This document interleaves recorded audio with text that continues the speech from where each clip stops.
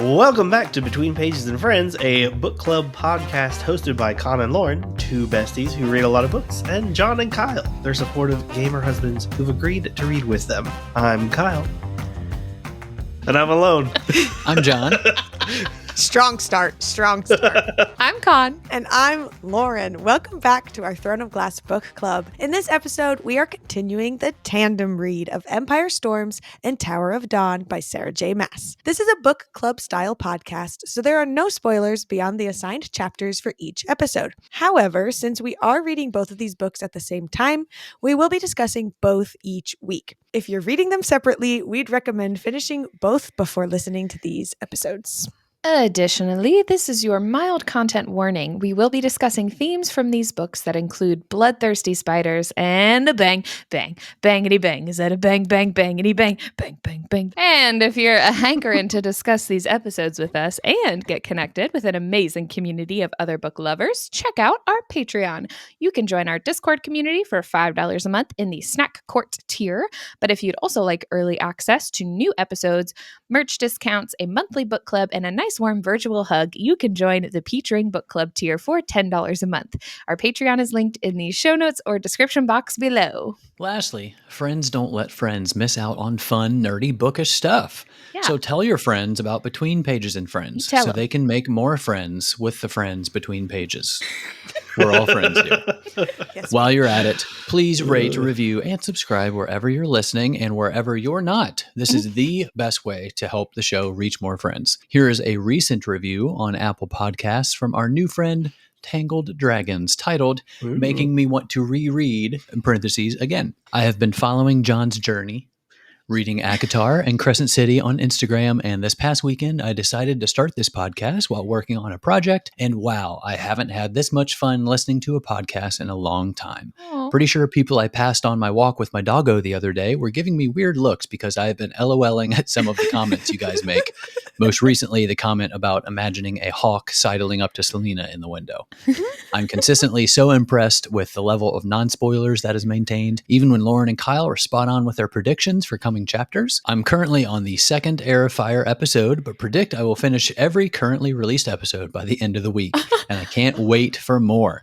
Now I'm debating starting another reread, even though it's barely been a year since my last one. We'll see. Amazing. And thank you, Tangled Dragons. This is such a huge compliment. Thank you so much. We'd love to hear about Thank it. Yeah. you. Yes. Thank you to you and your dog. Yes, and your dog. Yes. Your dog's taking one for the team, to be honest. Yep. Good boy. Now it's time for the pronunciation guide. Over to you, Quan. Thanks, Juan. First up, we got Arcus, Bortes Rook, the Burlad, one of the more powerful and less welcoming Ares, Yeren, Bortes' fiance and one of the Burlad, the Watchtower of Edelin. I'm just putting this in here as a correction because in episode 20, I said it was Eidolon, but it's actually Edelin. Embarrassed. You're terrible at Dang your it. job. Wow. It's already singed into my mind Had that one way. job. Yeah, this is the only thing you do for this. This will be my last episode with Between Pages and Friends. All right. Cairn is the vile sadist Maeve replaced Rowan with in the cadre. The Muniki are the horses bred for the desert climes of the southern continent. One of the Muniki is Farasha, which is the horse assigned to Kaal, whose name ironically means butterfly. They also describe the Jibba, which is the slight bulge between the horse's eyes, marking a larger sinus capacity that allows the Muniki to thrive in the dry deserts. The Anaskul Mountains, where Ansel moved her army to prepare to aid Terrasen. And finally, we have the return of Cassida, the Asterian horse Aelin quote-unquote stole with Ansel back in the day. And now, you goofy goobers, it's time for this week's juicy chapter recaps. Over to you, Juan. Oh, thanks, Quan. Juicy indeed, like a juicy juice box in a cooler of juice, tossed in a lake of juice in the middle of Juice Mountain, smack dab in the middle of a Juicy Juice Island. Anyway, we kick it off with Kale making great progress in his healing, getting those juicy calf muscles working with movement up to his knees. All right, Kale, today we're targeting those juicy calf muscles. Let's push through. I'm just trying to walk. You're not just walking, Kale. You're reclaiming your juicy destiny. Now give me another rep. At dinner, Hussar and Argan team up on Kale, telling him about Nezrin staying with Sartak for another 3 weeks, which he already knew about. Nice try, jerks. But also about Aylin's quote-unquote rampage traveling south from Skulls Bay. And can't help but kind of imagine this as like a modern-day news story. Breaking news! Aylin flamethrower Galathinius has been spotted blazing a trail, literally across Skulls Bay. Citizens report an overwhelming amount of sass and fire. Authorities? Totally out of ideas. And we head over to our favorite Rook rider, that's Nezrin, and she sings for the people of the Eyrie, and I'm pretty sure Sartak is in love. Got it bad when he's in the sky, but he's thinking about her laugh. Sartak's got it bad when he's flying high, but can't get Nezrin off his mind. Yeah, he's got it bad when they fly on the breeze, can't escape these thoughts. It's all Nezrin he sees. He's got it bad when he's out with the bird, but his heart's still longing, only thinking about her. He's got it bad. Thanks for coming, Usher. You got it. You can leave now out of the studio. I'm surprised you got him. They visit the other towers for more info, but come up empty-handed. While at the last tower, another Eyrie shows up, the Burlad, and we find out that Borte is betrothed to the heir, Yiren. Up north, we join our Limpin' Lady and Fastidious Fae as they reach the Stone Marshes and make their journey through it. Things get heated, but just as the suspense and Lorcan rises, his magic gives warning as he spots an army. That's a good one. His magic gives warning as he spots an army of Ilkin flying their way. Down south, in a bit of good luck, finally their way, Kashin gives some helpful intel to Kale, and he uses it to crash a meeting of the Kagan in order to chat with one of his trade viziers and double the Fire Lance order that Rolf and Aylin gave them. The viziers, in their money frenzy, they leave, and this leaves Kale alone with the Kagan. And Kale tries to express the danger they're in, but he eventually just gets sent out. Kale and Irene have a deep argument, but mostly a ruse by Irene to goad Kale into standing and walking, which leads to them finally making out. And bravo, Kale. Yes. Don't F it up. Irene tells Kale about her birthday and that she talked to Hussar into throwing her a party away from the castle at the oasis in the desert, the little sneaky fox. On their way through the marshes, Aylin and party find a spot to rest. Aylin pulls out the Eye of Elena, and when Manon sees it, she describes it being an Iron Teeth symbol, then goes on to tell the story of how Rhiannon was killed and how the curse came to be. Fenris and Gavriel talk to Rowan, and we learn that Maeve has replaced Rowan already with a male named Cairn, who sounds truly evil. They also warn Rowan of Maeve's motives. Nezrin, Sartak, and Falcon, they head to the Doggle Fells. On the way there, Sartak tells the story of Borte and Yiren getting betrothed. As they fly over the mountain, they spy a hatchling in the trees, running away. They try to save it, only it's a trap, and they fly right into a Karanqui web and drop to the forest floor.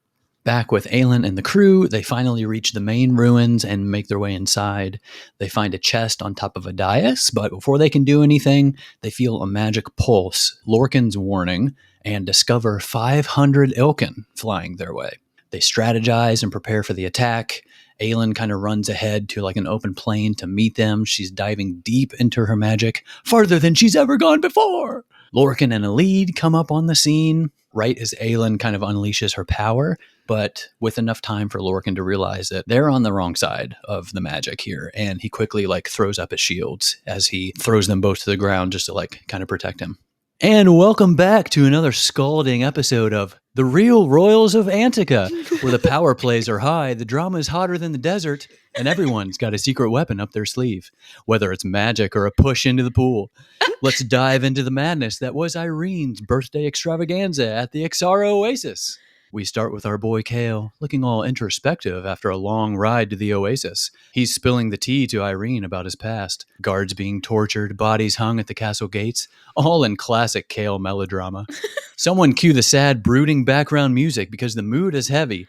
But don't worry, it's about to get real spicy. Ow, ow! As the aftermath of Aylin roasting 500 Ilkin dies down, Gavriel and Fenris attack Lorcan.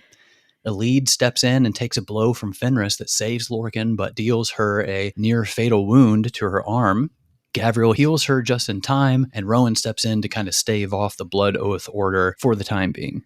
Elide meets everyone. Aelin apologizes for her mother's death and gives Elide her mother's final words. And Elide gives Aelin the word key and Coltane's final words in return. They go back to the ruins. They find a mirror inside the chest. Manon explains that it's something called a witch mirror. She also tells them of the towers that her grandmother had been working on for the former king. They head back to their fleet, only to be met with 100 ships surrounding their own. And it's Melisandre's armada. Only there's something familiar, and as Aelin goes to meet them, Ansel of Briarcliff smiles back. While everyone is picking up their jaws from the ground, Ansel tells the story of her mission and about the letters of instructions that she received from Aelin, and Melisandre is now on Terrasen's side. Back on the ship, Aedion and Lysandra have a little chat about their relationship. Well played, Aedion. That's how you get her, my man. And we're back to this week's episode of The Real Royals of Antica, where Chaol and Irene take a cute little stroll. Romantic, am I right? But instead of finding a scenic cave, they stumble across Fey ruins. And these aren't your everyday ruins, honey. These are burial grounds with some very telling carvings. Chaol immediately puts on his detective hat. Could the healers be descendants of the Fey? This theory might be wilder than Hussar at a dinner party, but hey, he's got good instincts. Enter Hussar, Queen of Shade, who decides Irene needs to marry her brother Kashin. But Chaol is not having it. He claps back faster than you can say Rowan Whitethorn, dropping the bombshell that Aelin has taken, and by none other than the one and only Rowan, her Karanom. Of course, what's a birthday party without a little splashy confrontation? When Hussar pushes Irene too far with her matchmaking schemes, Irene goes full Real Royals mode and pushes her into the pool. Irene takes Hussar down in a moment so glorious I'm surprised it didn't come with its own slow motion replay. After all the poolside drama, Chaol swoops in with a heartfelt birthday gift for Irene, a locket. And now she can keep her note from Aelin close to her heart. It's the perfect mix of romantic and practical, just like our favorite brooding ex-guard captain. And with such a perfect gift, things in the desert heat up again, and Chaol gives Irene a healing session of his own. And there you have it, another episode of The Real Royals of Antica. Will Irene and Chaol finally admit they're more than just flirty allies? Will Hussar recover from her poolside humiliation? Stay tuned, because in Antica, the only thing more dangerous than a Vogue army is a royal with a bruised ego. Back in the Doggle Fells, Nezran and Sartak are trying to find their way through the forest. They get to a narrow passage, and Sartak gets stuck. They hear the Karanqui closing in. Sartak tells her he loved her before they even met, and then he's yanked from the pass. Nezran keeps going, but stops quickly. She hatches a plan with Falcon, little mouse Falcon in her pocket, and gets herself taken and webbed up just like Frodo in Lord of the Rings. Falcon wakes Nezran up, still bound. Sartak also near, still alive. A Karanqui arrives, and Nezran gets her talking as Falcon nibbles away the webbing. The Karanqui reveals that they are waiting for the Queen of the Vogue to return to them. And in this world, her name is Maeve. Dun, dun, dun. Freaking out. That was wonderful, John. Wow. Thanks. That's what it sounded like. Yes. Okay, well, We got a lot of notes. a lot of notes, Yeah. a lot of chapters to cover. Starting with Tower of Dawn, chapter 36. Connor actually had a note on this, but I kind of added to it. When Irene says when she wakes up in the morning craving a cup of cave when she woke, more like craving a cup of kale. And I had to write, the best part of waking up is kale standing up. That was good. So good. And also when Kale's talking, or his like inner monologue, when he's saying he'd always push himself harder after that about what happened before, and each inch of movement gained in his legs was as much due to himself as it was to her own magic. And I was like, heck yeah, my dude. Like, obviously has gone through some stuff. He's just using everything that's happening. And obviously, like, she's a big motivator for him. And I'm just like, it's like about time he starts to get some of this motivation for himself going a little bit. I have a note similar to that later when he's talking about his legs, that he's like finally self-healing, which I think is what's helping with the actual healing process, since the evil whatever like feeds off of the kale energy that he gives. So as he heals that part of it, then obviously it's helping all together. So I love this for him. My first note is something I had mentioned previously, I guess, in another podcast episode. So I thought maybe it means something, maybe it doesn't. But the quote is that the Kagan returned to the nightly formal dinners after 2 weeks away. And in a previous episode, I was theorizing that something happened to them, similar to how like Kale's guards just like magically disappeared. And we were like, oh, they're just so busy. And then turns out they were like being tortured the whole entire time. So the Kagan is back, which is good, but like we still haven't seen anything from his wife. I still feel like something's going on there. I don't know what it is. Maybe he's okay. Maybe it's nothing. I don't know. I'm just getting weird vibes from it. Yeah. And also at the dinner, when Hussar and Argan are kind of like teaming up on Kale, it's kind of from Irene's perspective when it says Irene was shaking, trembling with rage at the careful display of words, the game Hussar and her brother had constructed to keep from sailing to war. And I was like, I'm shaking too. Like this was, I have a note later at the Oasis dinner, but this just started the path for me, like to that final like rage. I was like, I'm pissed too. Like this is just sucks for Kale. It's like she said, they obviously had a conversation about this beforehand about how to like cover both angles and all this stuff. And yeah, you start to see that maybe they're not as friendly as Hussar kind of plays her and Irene off to be. Well, and during all of that, you took it as just like being annoyed from what was happening above table, but I was like swooning with what was happening under the table with like her like freaking out. And so they touch knees, or eventually they're like holding hands and they're like just bumping into each other. And just, I don't know, the whole interaction was just so adorable. And I know that what happened above table was really annoying, but what was under table was really cute. But with what's above table, and maybe this is me just having total crazy unhinged theories of things, which is probably how half of the things I talk about in this podcast are. It mentioned what they were eating when it said that she, I think it was being Irene, lifted a bite of lemon-kissed sea bass to her mouth. And I was like, isn't this specifically the ingredients that Irene sent, is it Kaja, to go find? And she even like made like a comment like, oh, this is my mom's old recipe. Like she sent her on like 100 tiny little random searches at this point for things just to get her out of the rooms. But this was the only one that Irene like had some sort of like story to, like, or attachment to, like why she was getting those things in her POV. I don't know, like that they had planned this whole dinner around like calling them out and had these conversations beforehand. And then they just happened to be eating this meal at the same time. And this whole time too, we think that Kaja is working for someone. And so like maybe she like passes this information off to one of them. And so this was also like some sort of dig at them. Maybe they're just enjoying some lemon-kissed sea bass. I don't know. But so what were the ingredients? A little too connected, I think. As much as I love this red string theory, it was fresh trout. Oh, dang it. I was onto something there. That was so I was going to say, good. like, fish and lemon, pretty common combination. But who knows? Maybe she sent her off for those ingredients so many times. That's all Kaja's been talking about. So now the whole, like, place is thinking, like, you know what sounds good? Lemon fish? Lemon was one of the ingredients. It was dry thyme, lemon, and garlic. But it said it might have very well been one of her mother's old recipes for fresh trout. I love this, though. I was really going with something there. I'm here for it. Anything to bring Kaja down. I know. I have her. She comes up later, I think, in my notes. Okay. I think that, like, the only note I had for this conversation at the dinner was I thought the fact that Kale could not swear to Aelin not having the mindset of a conqueror is so telling of, like, her own court's view of her. But also just the need for her to tell them what her plans and motives are. Because, like, he has no idea. And that's the only reason he couldn't say anything. Oh, he's you're going right. based off what he knows about her.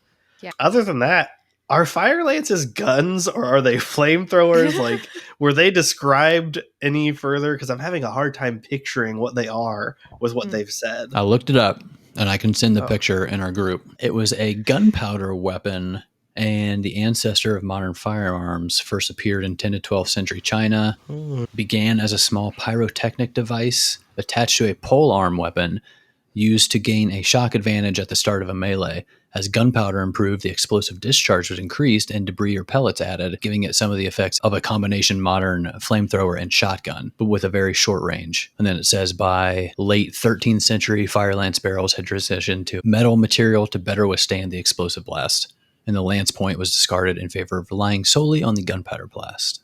Interesting. Sort of a little bit of both. Looks like it might be, because originally I had thought that it was just like a lance, basically, just with some kind of like fire tip to it or something. Yeah, that's because when they were talking about them, like, oh, this will turn the tide of the war, and I was like, well, what is it? Yeah. Like, is it just a lance on fire? Because that's not that great. Yeah. Like when you have someone who could literally make a city of fire, do you really need a single stick on fire?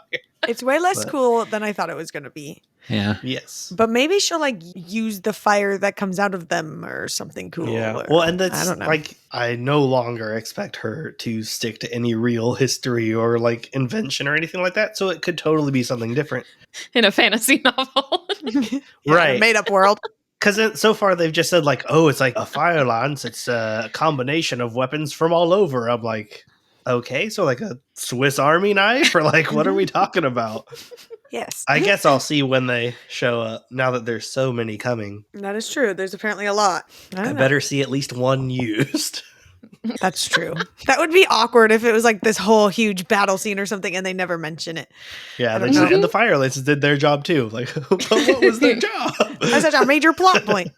Okay, chapter 37. I just love seeing like Nesrin have such like major character development because she's been such like a side character, and even like her story feels sometimes like a side story kind of a thing. So I love seeing her and us just like getting to know her more and all the things that it's been happening in Tower of Dawn, but specifically in this chapter, her getting to go around and meet all the different people and like learning to shoot while riding a rook and like teaching other people and doing stuff like that, which was really cool. And then just even accepting that she doesn't even really want to go back, like that she would be happy to stay here, do this for forever, which is just really cool. And then she has this whole moment where she like sings for everyone, and I loved that part. I personally could never just like be hanging out with people and be like, let me sing for you guys. I just feel like that's really awkward. But the way she did it was not awkward, and everyone loved it. And Sartak had literal hearts in his eyes. It was adorable. And then we get this whole like couple sentences here and there about this sad little rook that's Ryder passed away. Yeah. And everyone's trying to encourage Nesrin to go like be friends with the rook and everything. And I just hope she gets her own. And then her and Sartak can fly into the sunset together. It will be so cute. Literally. Yeah, literally. Side by They're side. literally So playing cute. wingman for their bird. Wingman.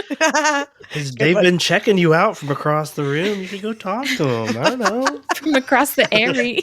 That is exactly what's happening. That's so cute.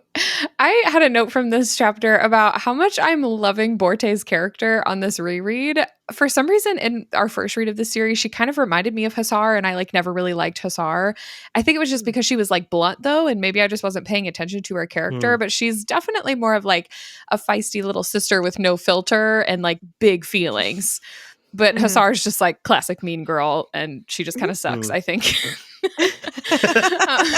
If you want my personal opinion. But I really like Borte, and there were just several things like in this chapter, in this whole section, that I just thought were really cute. Like they're walking through the woods and she's peppering Falcon with questions about shape-shifting, like if he defecates as an animal. It like listed off all these questions in a row that she was just like brain dumping on him. It was just really funny. And then Nesrin was just noting in her POV that Borte loved finding all the traps hidden by the Fae at the watchtower, and she was like really good at it randomly.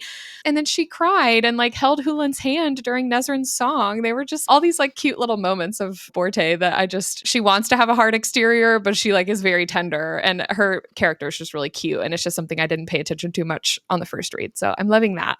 And then I also just had to note when Falcon shifts into a millipede, it says he turns around and waves all his little arms at them. I know. I was like, really? It's just so random. I know. And his little mousy later. They were so random. Then Empire of Storms, chapter 52. I put a God's Watch here, but I was also just kind of laughing at how ridiculous this ended up sounding because Lorcan is like literally guiding him and Alid based on this like push on his shoulder. And it says in his POV, this push on his shoulder that had guided and shaped the course of his life. And it was funny to me that it said that he explained it to Alid and she was just like, oh yeah, cool, I got one of those. Like their whole dynamic with that is so funny to me. He even like explains it to Rowan later and Rowan's like, yeah, that checks out. But then it says when they see the marshes and it's describing how like creepy it is and that it feels wrong or whatever. And it says even the god of death halted his nudging and ducked behind Lorcan's shoulder. Like a second head or something. You're just like, I just picture this like ethereal dark ghost thing just being like, Lorcan. I can't watch. I know I nudged you all the way here, but I can't look. I feel like if I was Lorcan and you could feel his hand on him, like guiding him, if I felt the god that was guiding me hide behind me, I'd be like, wait a minute. You're supposed to be the big one here. Well, it was later too that it said, yeah, this is where the dark god had led him and where that hand still pushed him to venture, even if it quaked. And I was like, it's literally quaking in his boots back there. But it's like, yeah, keep going, keep going. You go first. I'll be right behind you. It's so funny. It makes me like wonder if the gods are really all that in this world, because all of them seem to have very little knowledge or power like behind them, aside from being like, I think you should go this way. I don't want to come with you or nothing. That's none of my business. Keeping with this Godwatch thing, but switching to Alid's side, this is a conversation with Lorcan and Alid, and it just said, is it the stone or the goddess who watches you telling you such things? It's my heart that murmurs a warning. Anieth is silent. I don't think she wants to be anywhere near here. I don't think she will follow. And then Lorcan says she came to Morath, but not here. And it's just interesting, too, that like the god of death still showed up and he's all like at least quaking in his boots. But Anieth is just like, nope, I'm out. I'll see you when you get out of here kind of a thing. Best of luck. But I do wonder, obviously they like left and stuff, but I wonder if that played into any of it, like that she didn't have Anieth there or if she really was just like not there or whatever. Like it's interesting with all of the gods because they talk about it later too, and I have notes on it about how just like all of them seem to have one. I think Dorian mentions that like every single one of them has like a god kind of like on their shoulder. Is it coincidence or, you know, however he like kind of wonders about that. And I just feel like that has to play some bigger role other than an excuse to say that's why all these people are being the like main group. You know, like, unless that's just Sarah's being like, I like him. He gets this god. I like her. She gets this one. And because of that, they can fall in love now, but they can't until 6 books later when they meet each other in the woods. Like, it just feels like I hope there's some major actual point to it. Knowing Sarah, there probably is, but I'm very interested in what it's at the end of the book. Once the gods guide them with their hands to the end, it'll just say all of the gods are high-fiving. Nobody can see it, but they did it. They're like, yeah, we led our people to the right spot. Go team assassins. The whole time it's just like a video game and it's just some people up there playing and they're the gods nudging these characters the around. God of death. God of death says good game and smacks Lorcan on his rear. You did good, champ. This whole scene, though, where they first arrive, this whole place sounds so spooky, but I love the way that Sarah describes it, down to Alid's dreams, like while they're there, which was really freaky. It says Alid's dreams had been filled with the pale, milky-eyed faces of people she'd never met, crying out in supplication as water shoved down their throats, their noses. Even waking, she could see them, hear their cries on the wind. And at first I was like, is Alid the only one that's like seeing this or hearing these things? But then I think they confirm that like Lorcan tries to brush it off, but it says that she can tell that he's hearing it too or something like that. I don't know what's going on with that, but it was a definite setting of the scene. Yeah. Creepy, whatever was going on. So yeah, I'm with you. Yes, and to kind of add to that, she pointed to a ruin, a curved, broken dome of what had likely been a ballroom attached to a spire, a palace. And she says, I don't think this is a place for the living, Lorcan. The beasts in these waters, I do not think they tolerate trespassers, nor do the dead. I don't know if I'd ever really named it before. I know that I've said I think she has some a gift of manipulation kind of thing, but I'm officially right now saying that I do think that she has a magical power of perception. That's what I think it is. It's actually magical? I feel yeah. In the same way that Lorcan has the death god over his shoulder or whatever. I mean, he obviously has physical powers, and we know that most likely she doesn't have any of those. But I think she does have some kind of more Don't judge a book by its cover, John. Oh yeah, that's true. I definitely think it's some kind of internal magical thing, even it's that she has. The eye of a lead. The eye of a lead.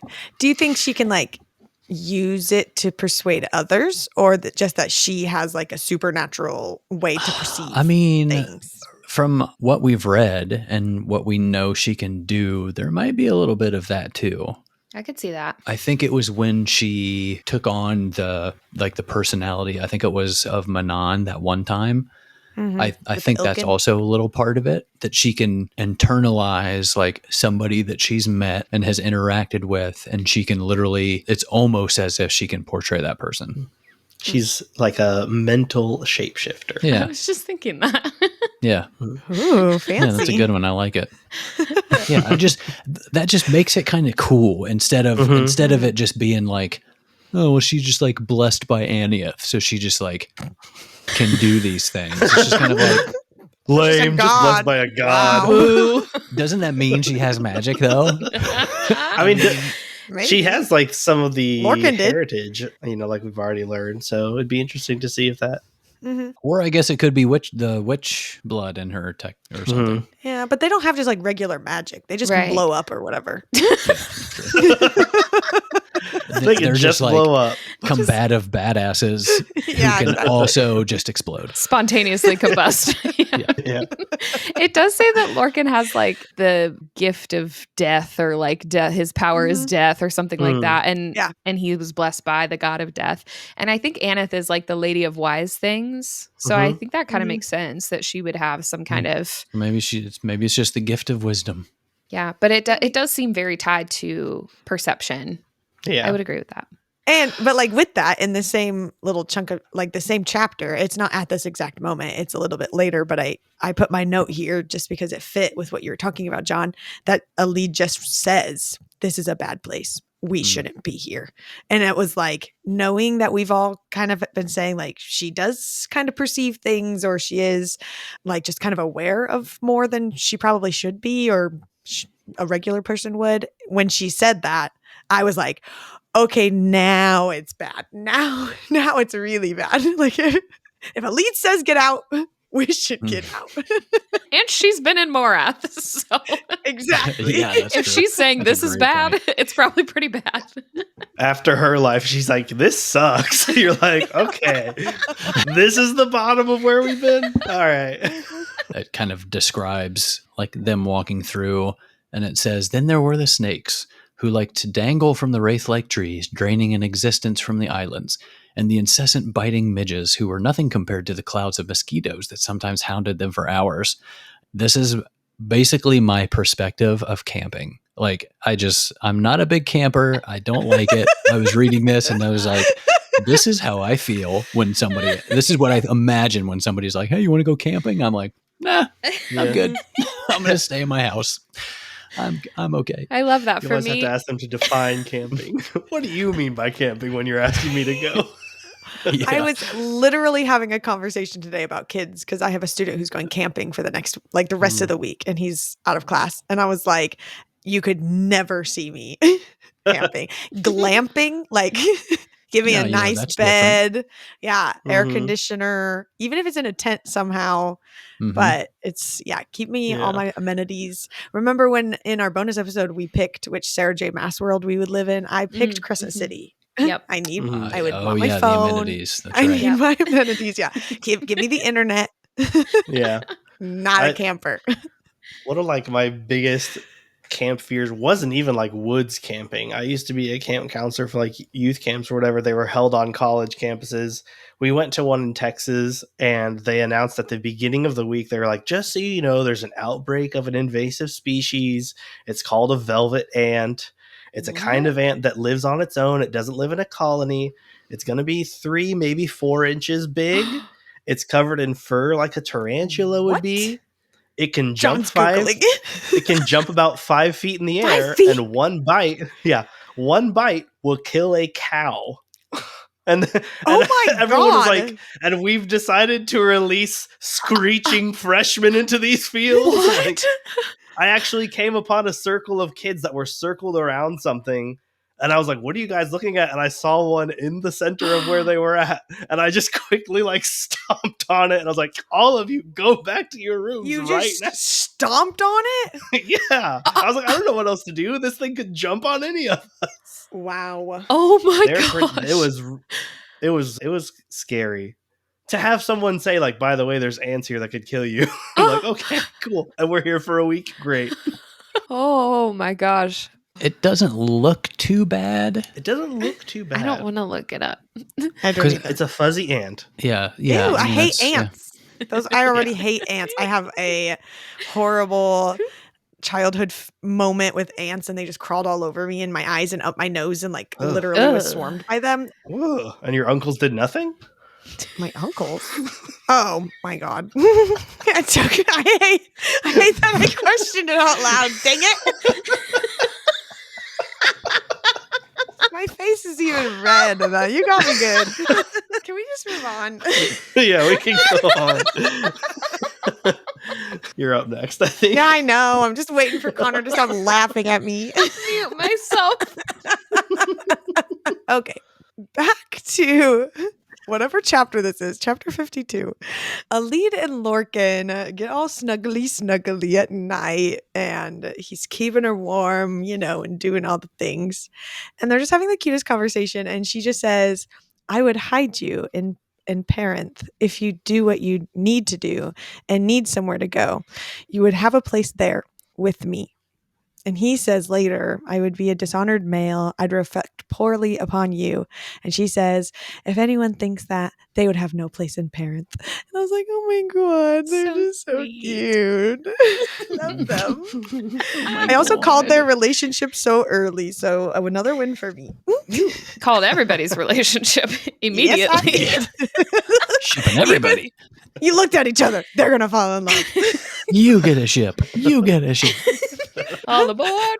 My next few comments are when they get closer, Mhm. but it's Tell me when one of the first one is how her body sang at the contact, his hardness against her softness, and I just put sang. I just thought that was a funny descriptor there. Her body sang at the contact.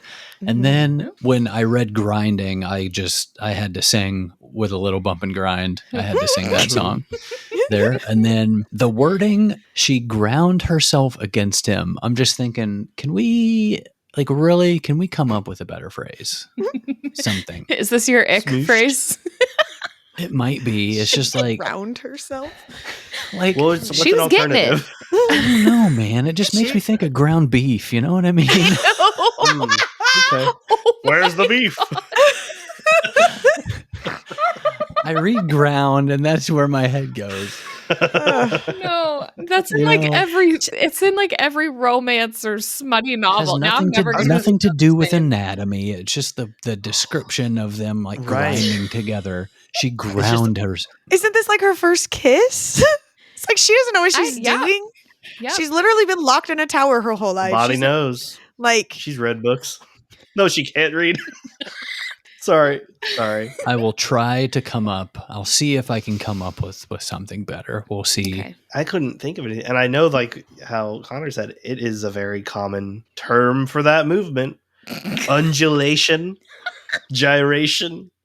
this is what happens when you let men read romance. They didn't describe her movement in the way that I like. Well, okay, to be fair, I feel like a common topic on like Bookstagram Book Talk is like what your like ick phrases or words are in like a romance or smut novel. Certain We have words those. being used for I mean, yeah, we definitely have those. One comes to mind, but it's a little Yeah, I know more which one you're rated talking R about. than this.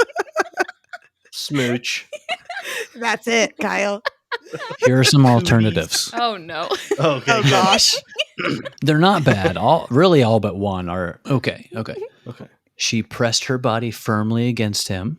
Okay. Not bad. Not bad. Non-moving. Doesn't really get the point That's across true, the I same guess. way, but Yeah. yeah. Right. Yeah. Grinding is a movement. That She We need the- here we go. I kind of like this one. She Okay. moved sensually against him. sensually, Yeah. like the Vogue's lips. Sure. Mm-hmm. Mm-hmm. Here we go. We could just say she moved low and creatively. Yes. That's perfect. That's She the moved one. filthily against How about she rubbed against him with intent? Ew, that's Ooh. worse. No, that's I worse. don't know about that one. That's like how I would read it in a police report. And lastly, she swayed her body close to his. Just Yeah. sounds like she's kind of drunk. Yeah. More of a drunk. They or don't have to be dancing touching sort of that for vibe. that one. She Yeah. could be across the room. They're just Mhm. standing next to each other. Yeah. The police report really got me. Was it with intent, sir? That sounds premeditated. That was premeditated grinding. You're under arrest. Oh, Whoa, they got okay. kinky on their first makeup. Oh, under arrest. Don't cuff me, officer. I'm gonna have to frisk you. Okay. Wow. What happened to Alid and Lorcan? They got interrupted. Just like this is happening to our conversation. What a segue. 500 Ilkins show up out of nowhere. But the line that I thought was interesting was that Lorcan notices the Ilkin, but it's Alid specifically who knew they weren't coming for her, which I just thought was interesting with her potential perception because they're basically at the exact same place these Ilkin are coming. They're probably clearly looking like this giant mob of whatever is coming at them. But she knew for some reason that they weren't. So just kind of I love that this is just kind of turned into headcanon for all of us. And we're like, oh yeah, that's a Leeds gift. I know everyone's just nodding their head. Yeah, of course. It makes sense. Yeah. I'm with it. And then we jump back to Tower of Dawn, chapter 38. And I think this is the quote I was talking about earlier with John's, talking about just Kale having some good character development and like healing and stuff. But it said that he, being Kale, could still speak with dignity and command whether he stood at his feet or was laid flat on his back. The chair was no prison, nothing that made him lesser. And that felt like a complete flip from where we were at the beginning of the book. He felt like he was literally nothing and could help no one because he was stuck in this chair. And now all of a sudden it did not make him lesser. It was not a prison that he was in. So just huge character development there for him.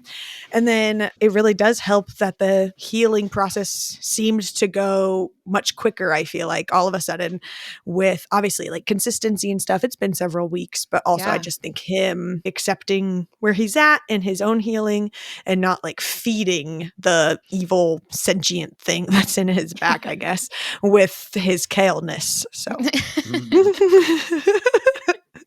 I'm trying to find exactly where this was, but It's Kale's inner thoughts, like as he's kind of hyping himself up to face the Kagan.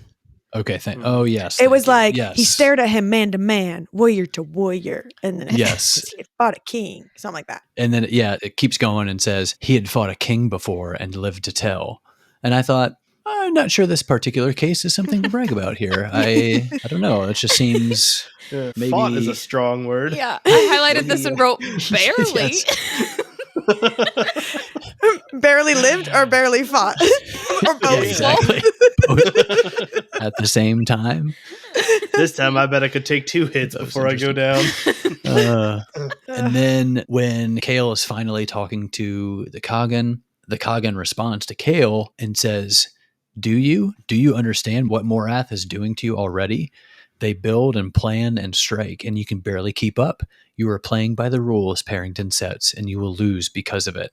And this set me off a bit, actually, because for all their quote unquote wisdom and wanting to either stay out of this war as long as possible or just entirely, how can he be so blind to think that Erewhon or Morath will just like leave them alone once the whole northern continent is taken, as he clearly believes that's how things are headed now, you big dum-dum. I don't know, it just set me off that he was kind of playing like, not like better than you, although they've all been acting like that in general, but I don't know, it just rubbed me the wrong way. And then later when Irene and Kale are arguing and Irene says, so you'd heal here only so you can go die somewhere else? The word snapped from her and he replied, yes. And Connor's comment to this was, you big dumb idiot. And I was like, whoa. Like, hold on a second. Like, this is duty we're talking about here. Don't go after Kale Duty. so hard He on this said one. duty. Shut up. You just called him a big dum-dum in your last note. No, I was calling the Kagan a big dum-dum, Oh. not Kale. Oh. Yeah, that's fair. Okay. You're welcome. I agree. I mean, that is the whole reason he came, was to heal so he could go die. That's true. So he could go fight. That's Potentially. very true. He was Asterisk. just being a big dum-dum in this fight with Irene.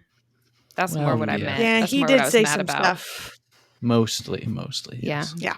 Yeah, he definitely did said some stuff and took it too far. And then he does say something too far and she like starts to walk out. And I just loved this sentence from him, just starting with good character development in this chapter and ending it here too. It said he had let them all go, had walked out himself too, but with Aelin, with Dorian, with Nezrin, he had let them go and he had not gone after them, ... Irene pushed down on the handle and Kale took a step toward her. So amazing. Yeah. It's so good. And Kyle and I were talking about it after last episode. And I said, like, I bet they're not going to kiss until he like can stand up and like look down and it's going to be like a whole moment. And then Yep. it totally happened.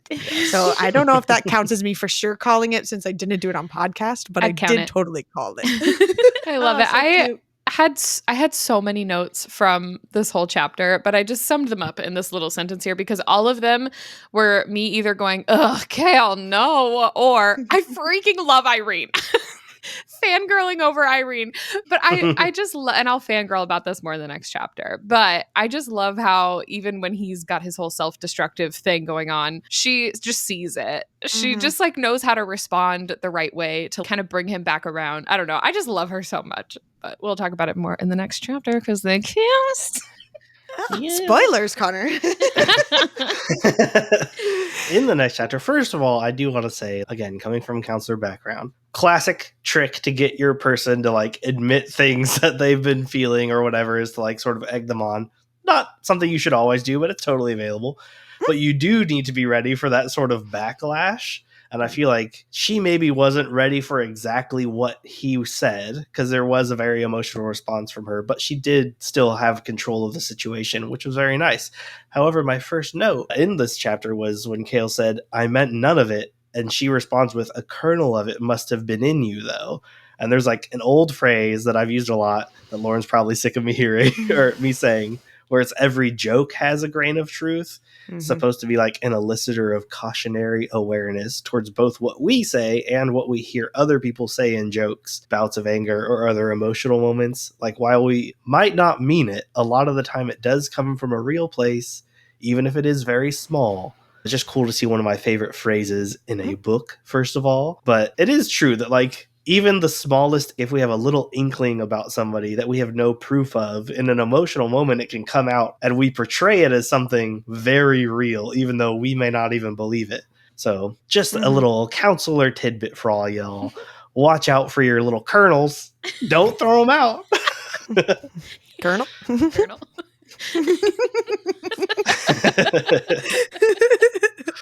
I love that. In my family, we always talked about it as like the tube of toothpaste. You can't see what's on the inside, but when you apply pressure, whatever's on the inside is gonna come out one way or another. And you can't stuff it back inside. Yeah. Yep. Oh, but at the rest of this chapter, I literally typed, I'm screaming. That's the title of my next several notes.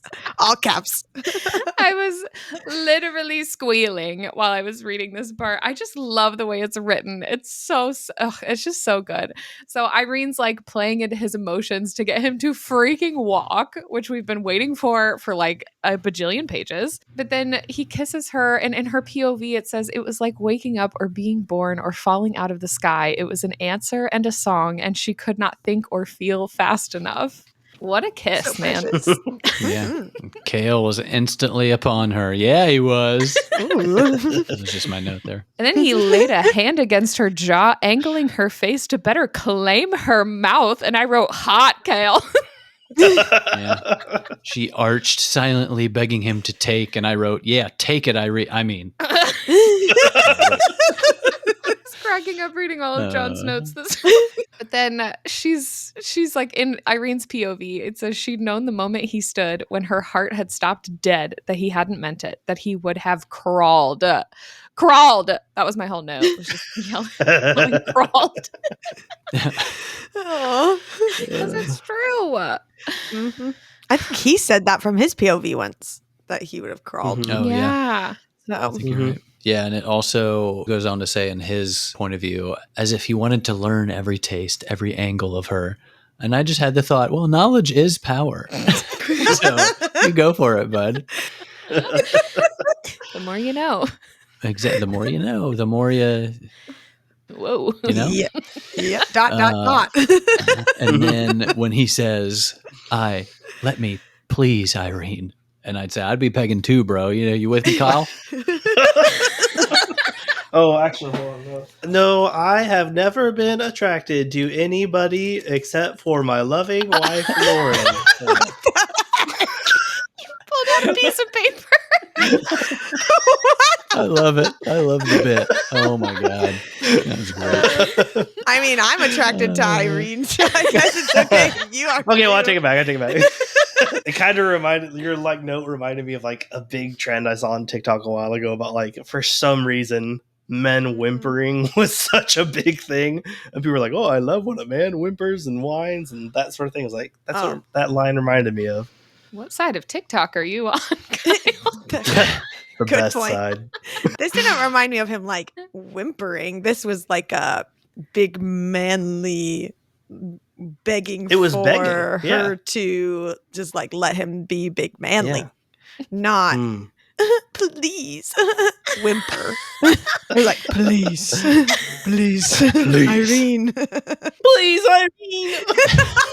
Come on, Irene. That's where I'm Know what I mean? In this moment. You mean everything. Ruining the song, but I appreciate the Yeah. reference. Wow. Going on Kale's playlist. He's like wheeling down the halls, like belting it. A big smile on his Sitting in the face. shower. He definitely will the next day after their camping trip. Ooh. Ooh. I just love this part, just like coming from this like epic kiss. All of a sudden, Kale has like all this swagger and he's just laying it on thick. But she was saying like that she needs to go and they like need to go back to his healing and do his whole thing. And he just huffed a laugh and leaned in to whisper in her ear, "Will it be on the bed or the couch now, Irene?" And I was like, oh, okay, Kale. The bed, please. They changed the sheets again. They changed the sheets. Gross. But then I just thought this was really cute because also with a character development for Kale and just like how he was so anti anything his wheelchair, don't touch the chair, anger, attitude, whatever. But then for him to pull Irene down to literally just sit on his lap and have a whole makeout sesh, I just thought it was so freaking adorable and just like a big moment, obviously, for them as a couple. And I don't know. I'm just a fan. I love cute. I'm surprised that you didn't write anything about Kaja coming in and like interrupting, because you've mentioned Kaja in every other moment. That is true. But she did does the do whole that. like high schooler getting caught sprint to her desk, be like, it's just working. Good point. She wasn't sure if Kaja knew what was going on or not. Mm-hmm. I think Kaja knows way more than she lets on, and she's the bad guy or something. I mean, if she heard everything, surely she heard that whole fight followed by some lip smacking and was just outside the doors being like, all right. Well, I'm pretty sure they sent her away to do some random chores when Yeah. Oh, Irene yeah. first showed But up. who knows? So, Who knows if she actually did? yeah, I don't know. Do you know who does know? John and Con. They just don't tell us things. I'm not suspicious of Katja. I'm off that boat. Who are you suspicious of then? The pregnant one. I forget her name. Duva? Is that her name? Duva. Yeah. The person who's the Vogue, but also who murdered Tumaloon or whatever her name is. Yep. Tumaloon. Mhm. Tumaloon. Yeah. I think A, one and the same, but B, just because of stuff that happens later in this chapter, I'm more suspicious of Duva. We'll get into that later, but something came up where I was like, oh, interesting. Her or her husband, something's going on there. Okay. All right. Well, then let's get there. Tower of Dawn, chapter 40. Irene had tugged Kale into a curtained off alcove and kissed him, leaning against a supply shelf for support. And I wrote, not the broom closet. Irene, you saucy minx. Oh, Kyle and I were talking about this too, I think today. And I was just like, what's up with Kale and broom closet? Like, Oh, yeah. Oh, Where he my does his gosh. I best totally work. forgot about that. yeah, because him Oh. and Selena have a whole moment. A whole moment. in the A broom whole closet. dang moment. In a Clearly, broom the closet. Kagan has larger broom closets in their palace. I mean, with the chair. Wasn't he walking with the cane? I think so. Because it says leaning against a supply shelf for support. I totally forgot. They're still probably bigger, though, than Otterland's. Probably. Everything's bigger in Antica. Forgot the name Wherever of we the are. place for a second. Thank you, In the South. our local Texan, for adding It that was into the supposed to be a conversation. Southern joke, and I messed it up, okay? Oh, this is another Kaja. Kaja. Nice. Gotcha. It's going to be her the whole Jeez. time. It's another Kaja note. They got caught in the broom closet. And then from then on out, Irene was trying to be more careful around the actual palace and stuff. And this is Kale's POV. And he just said with her position, both in the Torre and within the palace, they should be smarter, more careful. And with Kaja always in the rooms, ... Kale kept his hands to himself. And I just why? I just feel like she's brought up too many times. Does she work there 24/7? Does she never get a day off? Is there no one taking another shift? Why is it just always her name specific? It's not just the servants are Kaja and the other servant. It's just always her name. And I don't know. I just feel like Sarah keeps bringing up her name to subtly remind me that she's there until boom, something happens and she does something evil. Maybe it's just enough to drive me crazy. I don't know. And I'm going to talk for more hours on this podcast on any theory. It's going to be this one. And then nothing's going to happen from it. But Well, the servants don't know. live there, right? When somebody gets assigned to Yeah, a room. the rooms. I don't think she literally lives in the room, but she's Yeah. it's So her whole when- job. why I would- don't know. But if she's always there, but I don't live at my job, I'm not always there. I'm here right now with you guys. I'm I have not. a podcast. You're not at the school right now? No. Get back there! That's what I'm saying. Do they never have an evening free without Kaja there? Hmm. I get that they're fancy in a mean- palace, so there might be a servant, but that doesn't mean it's always the same one. And he doesn't Seems like mention this. the guards outside. He just mentions her name. So I don't know. With how she bathed him at the beginning and all these other parties where everyone's just willy-nilly, I feel like there just comes a time, Kale, where you start kissing Irene and you look at Kaja and say, look, you're either in or you're out. So we're going to do this. You can stay in the room, you can leave, but this is our business. You don't have to go home, but you can't stay here. You're an adult. You make a decision. Well, maybe after their camping Oh my trip, gosh. that's what will happen. Yeah. I Well, don't know. and that's leads me right into my next note. The quote is, considering how the last party had gone, ... Kale might very well end up one of those people slipping away into a darkened bedroom, especially if Irene wore that dress again. Yeah, he might. Ooh. Yes, he Mhm. did. Get those back dimples showing. Ooh. Oh. John has clearly not forgot that detail. No. And speaking of Irene in a dress, I just had to note this one where it says she was wearing her purple gown, his favorite, her hair half up and curling softly from the unusually humid day. And I commented, I do like purple. And also, I just button mashed on my keyboard. John Oh, short circuited. Yeah. Yeah. Guess I need to find a purple dress. Taking notes. You did wear your hair half up, half down this week. I did. It was half up, half down, and softly curled today, actually. But I took the clip out before we started recording. Optimists say half up, pessimists say half down. A realist says both. Yeah. She came downstairs and I was like, "Excuse me, what do you think you're doing? How dare you, Temptress." she devil."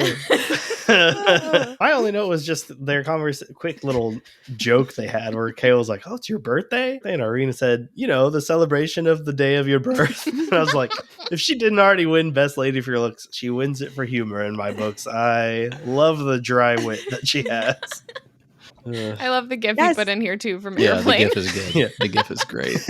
A hospital? What is it? A big building with patients, but that's not important right now. And then we get the final little sentence, I guess, of the chapter on what they're going to go do next. And it's all about this city outside of the oasis that's in ruins. And I just feel like it's really interesting that it's in ruins underneath or in a cave, or it's described that it's underground. While at the exact same time in the tandem read, other people are also at a place with ruins with something kind of somewhat underground. And so it feels like this feels very parallel in what is happening here. And then also Nezrin has been searching ruins and stuff, Fey ruins, but there's spiders everywhere. So it makes me nervous that Kale and Irene are going to interact with spiders. And I think I was just on spider watch. Anytime I open Tower of Dawn, just have a general... I read a next. Okay, this is no spiders. Okay, good. Kale and Irene, and then it's a Nezrin chapter. I'm like, okay, we can do it. And then I keep reading. So maybe it's that, but it does just seem interesting with these two different locations that both have a very similar description. I guess as far as obviously the marshes are wet and gross and nasty, but this other one is an oasis and it seems nice, but it does seem really similar at the same time. Empire of Storms, chapter 53. It says, only Manon seemed immune to the marsh's drain, finding the feral, rotting beauty of the marshes to be pleasing. Just made me laugh because I just love Manon so much. I don't know. Of course she does. But I also feel like she probably got just as much joy watching the other ones suffer than she did just the actual place itself. And watching Aelin get annoyed and of all the mosquitoes and having her own literal firewall around her and all the things. I don't know. It just made me laugh. I just love her. I love her too. And then Rowan flies ahead to scout and he comes back. He's just kind of giving a little report and he says, it reminds me of the Sin Eater's temple. And Aelin goes, so a really lovely, welcoming and relaxing place to be then.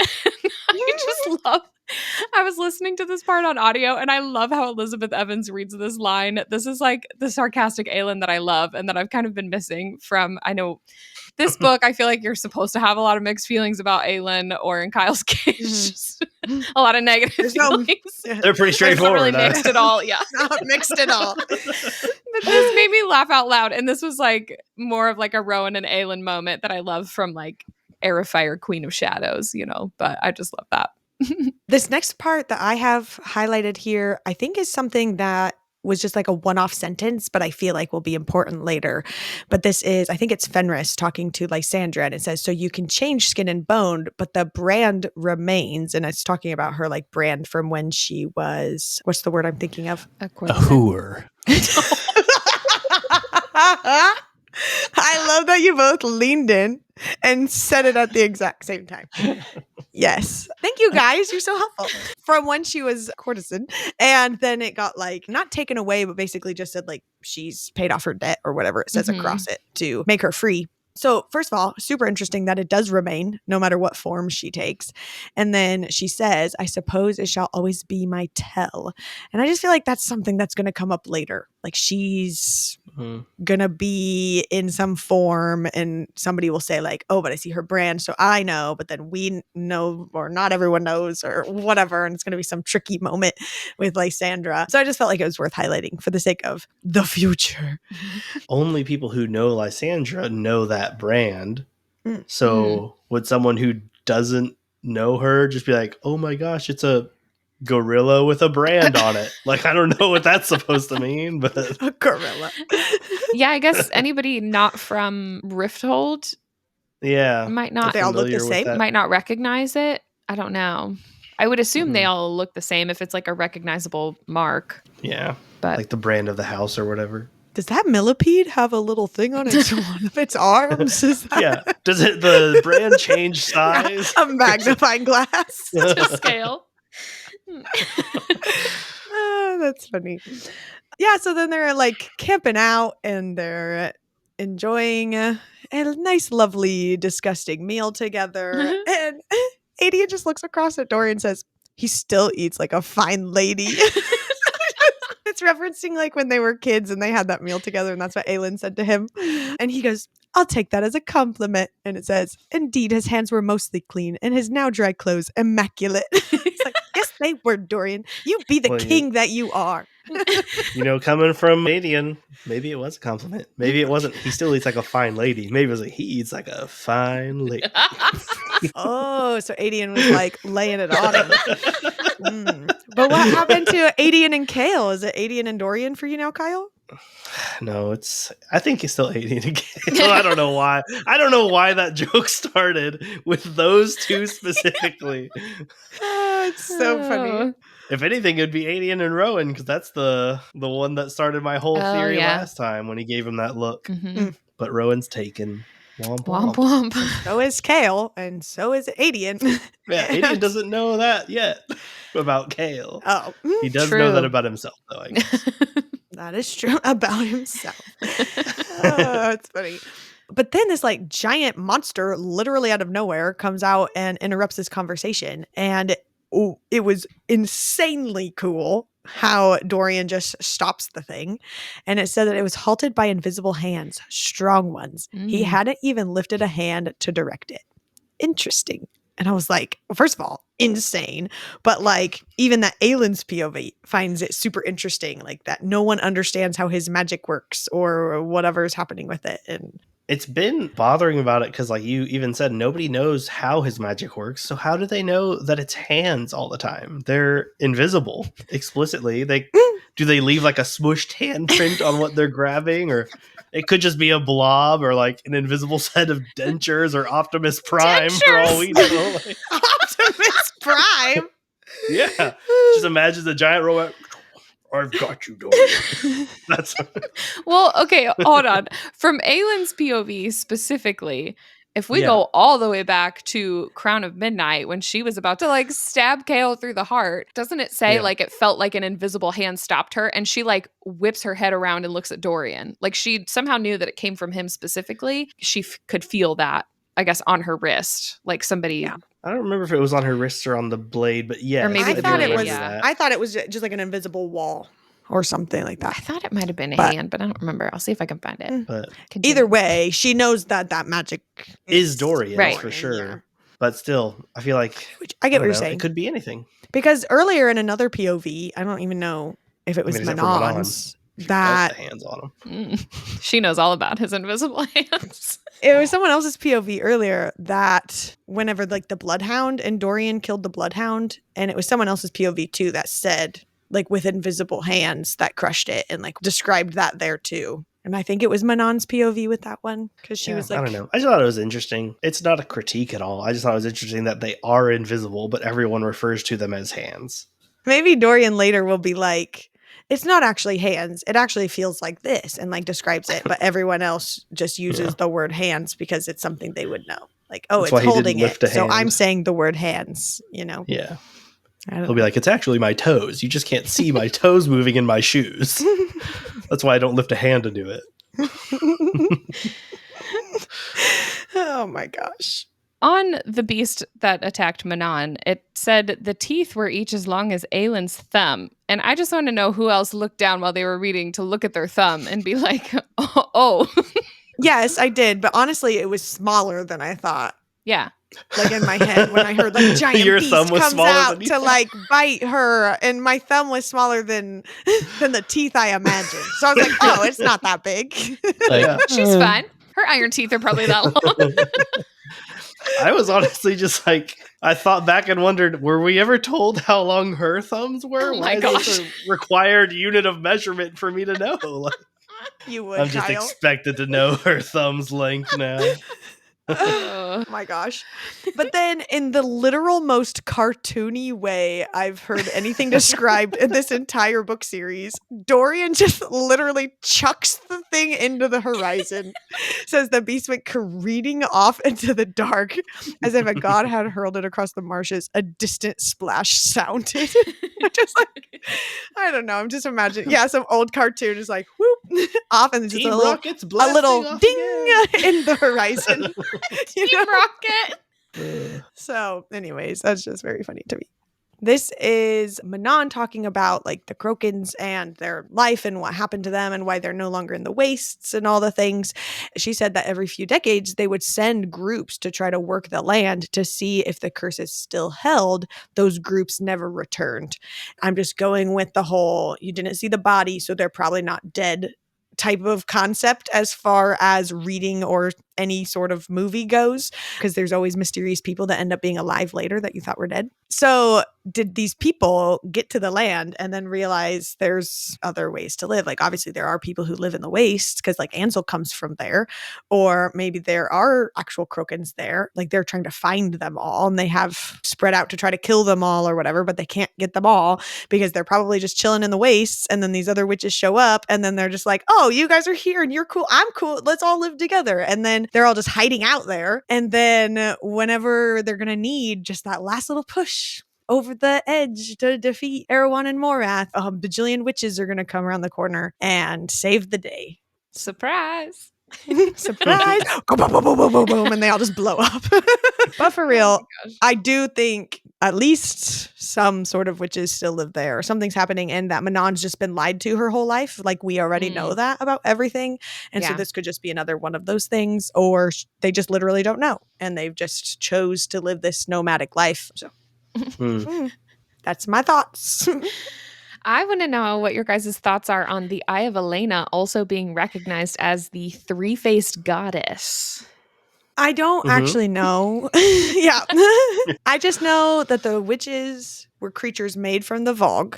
Obviously, that would have been around the same time Elena was there, around the first war or whatever. So maybe it was either something Elena took from the witches or that the witches saw and decided then it meant something. And now through history and time, it's somehow a goddess, even though it might just be a normal, regular thing. And they're idolizing something that doesn't mean something. I don't know. Yeah.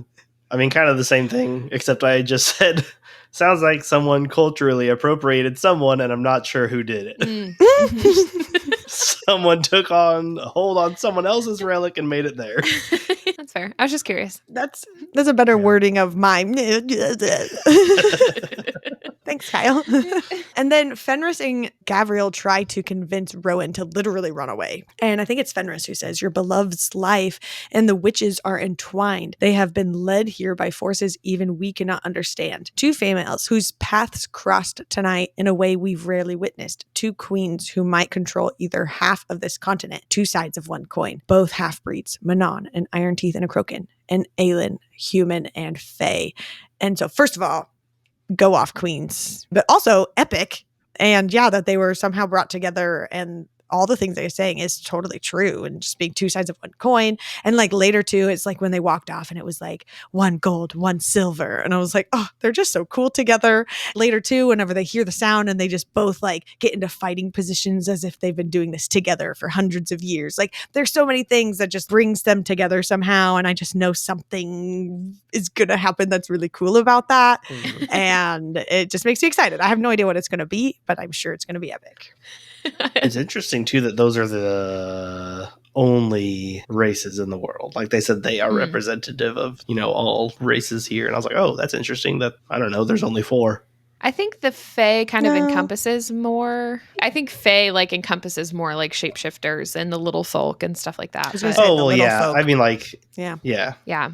Still though, I was just found it interesting. Yeah. That in the whole world, and I know the book's ending soon, so I didn't expect for them to be like, dwarves are here too, but Anything could happen at this point. Too late to throw more stuff in, really. But Is it? We got another couple thousand pages. Just like 1,400. It's not bad. It's fine. My last note from this chapter was just that I'm like kind of starting to love Fenris here with a couple of the things that he said. Fenris's voice was a broken whisper as he said to Rowan, "Kill me. If that order is given, kill me, Rowan, before I have to do it." And he's talking about Maeve ordering him to kill Aelin. And Rowan replies and says, like, you'd be dead before you could even get anywhere near her. But then Fenris is saying, "I'm glad you know that I got this time, that Maeve unintentionally gave me that I got to know what it was like to be here as a part of this." And I love that he's voicing all of these things because, like, I think they know even at some point in this conversation that Gavriel's just silent. Like, there's some stuff he maybe wants to say, but he's just not.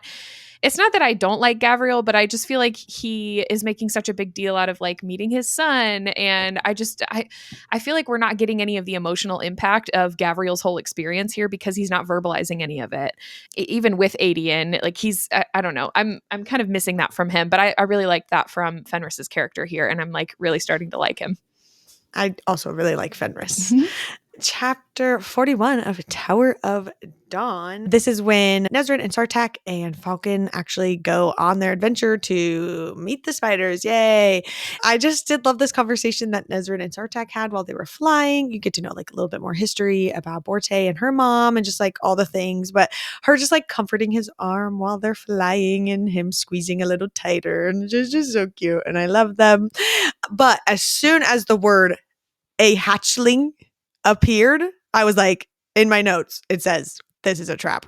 Because like, why else in the midst of all this description of spiderwebs and creepiness would there just be a little baby hatchling just chilling? It just, it's like super obvious. And it kind of makes me mad that like warriors and people with all this training would fall for that. But I don't know. Okay, I guess emotional response. That takes us into chapter 42. They fall into the actual spiderweb and Sartak took the brunt of the fall. And I just thought that was so heroic. And they've had zero actual romantic anything other than, just putting her hand on his arm. And they're just like living life together kind of a thing. And he just does these things for her and the way he looks at her. And he's just so clearly in love before he even says it. I just love this for them. Through all of the things, this chapter was crazy and all of the running around and falling and tumbling and descriptions and literal blood and injury. But like the fact that Falcon is just like a field mouse in her pocket surviving through all of this is literally insane. Mm-hmm. Yes. Yeah, there were like 4 or 5 times that I was like, there's no way he's not scientifically dead. Like, all that's happened. There was even a moment where she like instinctively was like slapped her hand against her chest to check on it. I'm like, you just killed him. Like, he's a mouse in there.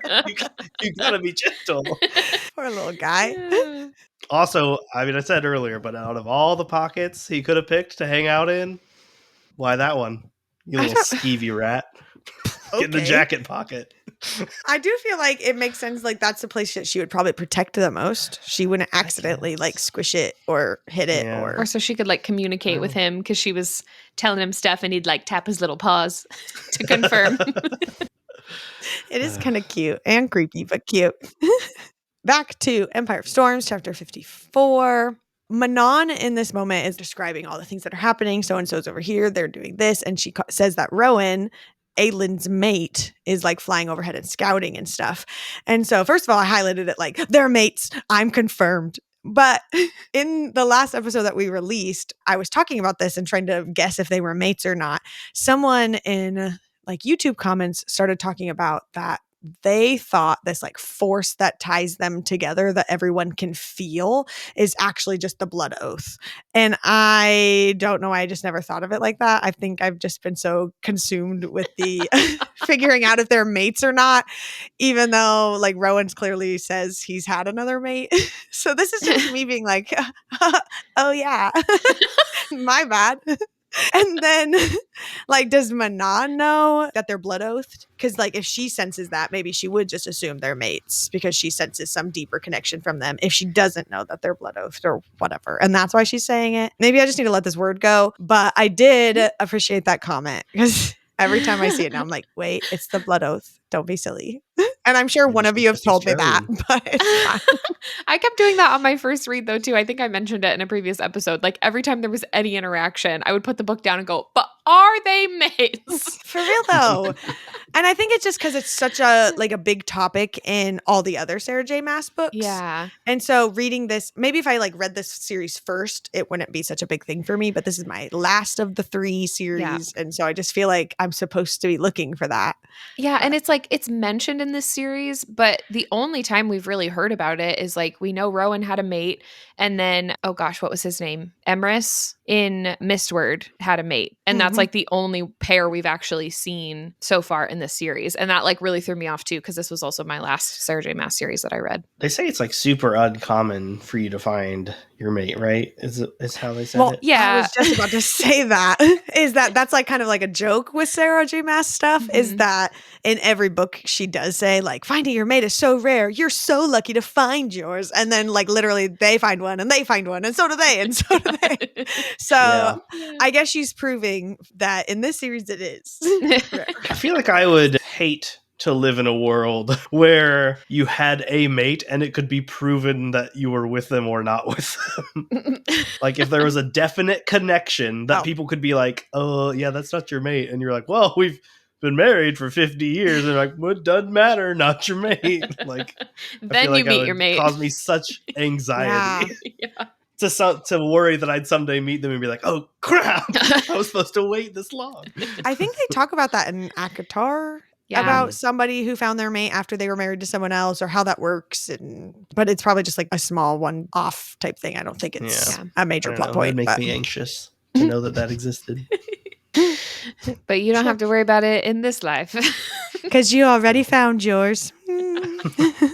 What? Oh.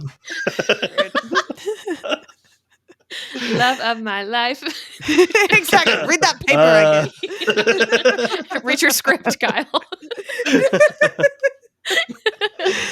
Anyway, I just wanted to point out this little question from Manon because I totally missed this line on my first read. Manon is asking, I think she's talking to Dorian and says, is there a way of weeding out who belongs and who doesn't? Or will all those with Volg blood, putting a hand on her chest, be sent into that realm of darkness and cold? And I don't remember reading this before. Maybe it just didn't like hit the right way the first time. But that's like I feel like that's a big thing. And I just I like almost skipped right over it again. And then I was like, oh, wait a minute.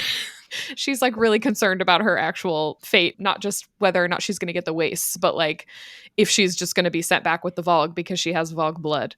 Yeah, I feel like that's a completely valid concern, especially when you just turned from Team Volg to Team Anti-Volg and you are weirdly a descendant of one or whatever. Like, I feel like that's completely valid. Like, assumedly at the end they defeat Erewhon or whatever, then like they're gonna have to figure out how to weed out all these other evil creatures, or do they just let them live in the world and everyone just kind of like deals with them like they kind of did beforehand, or do they all just magically poof away? It's an endgame situation. Well, didn't you know when you get the 3 keys and you put them on the magical glove and then you just snap your fingers? Snap your fingers.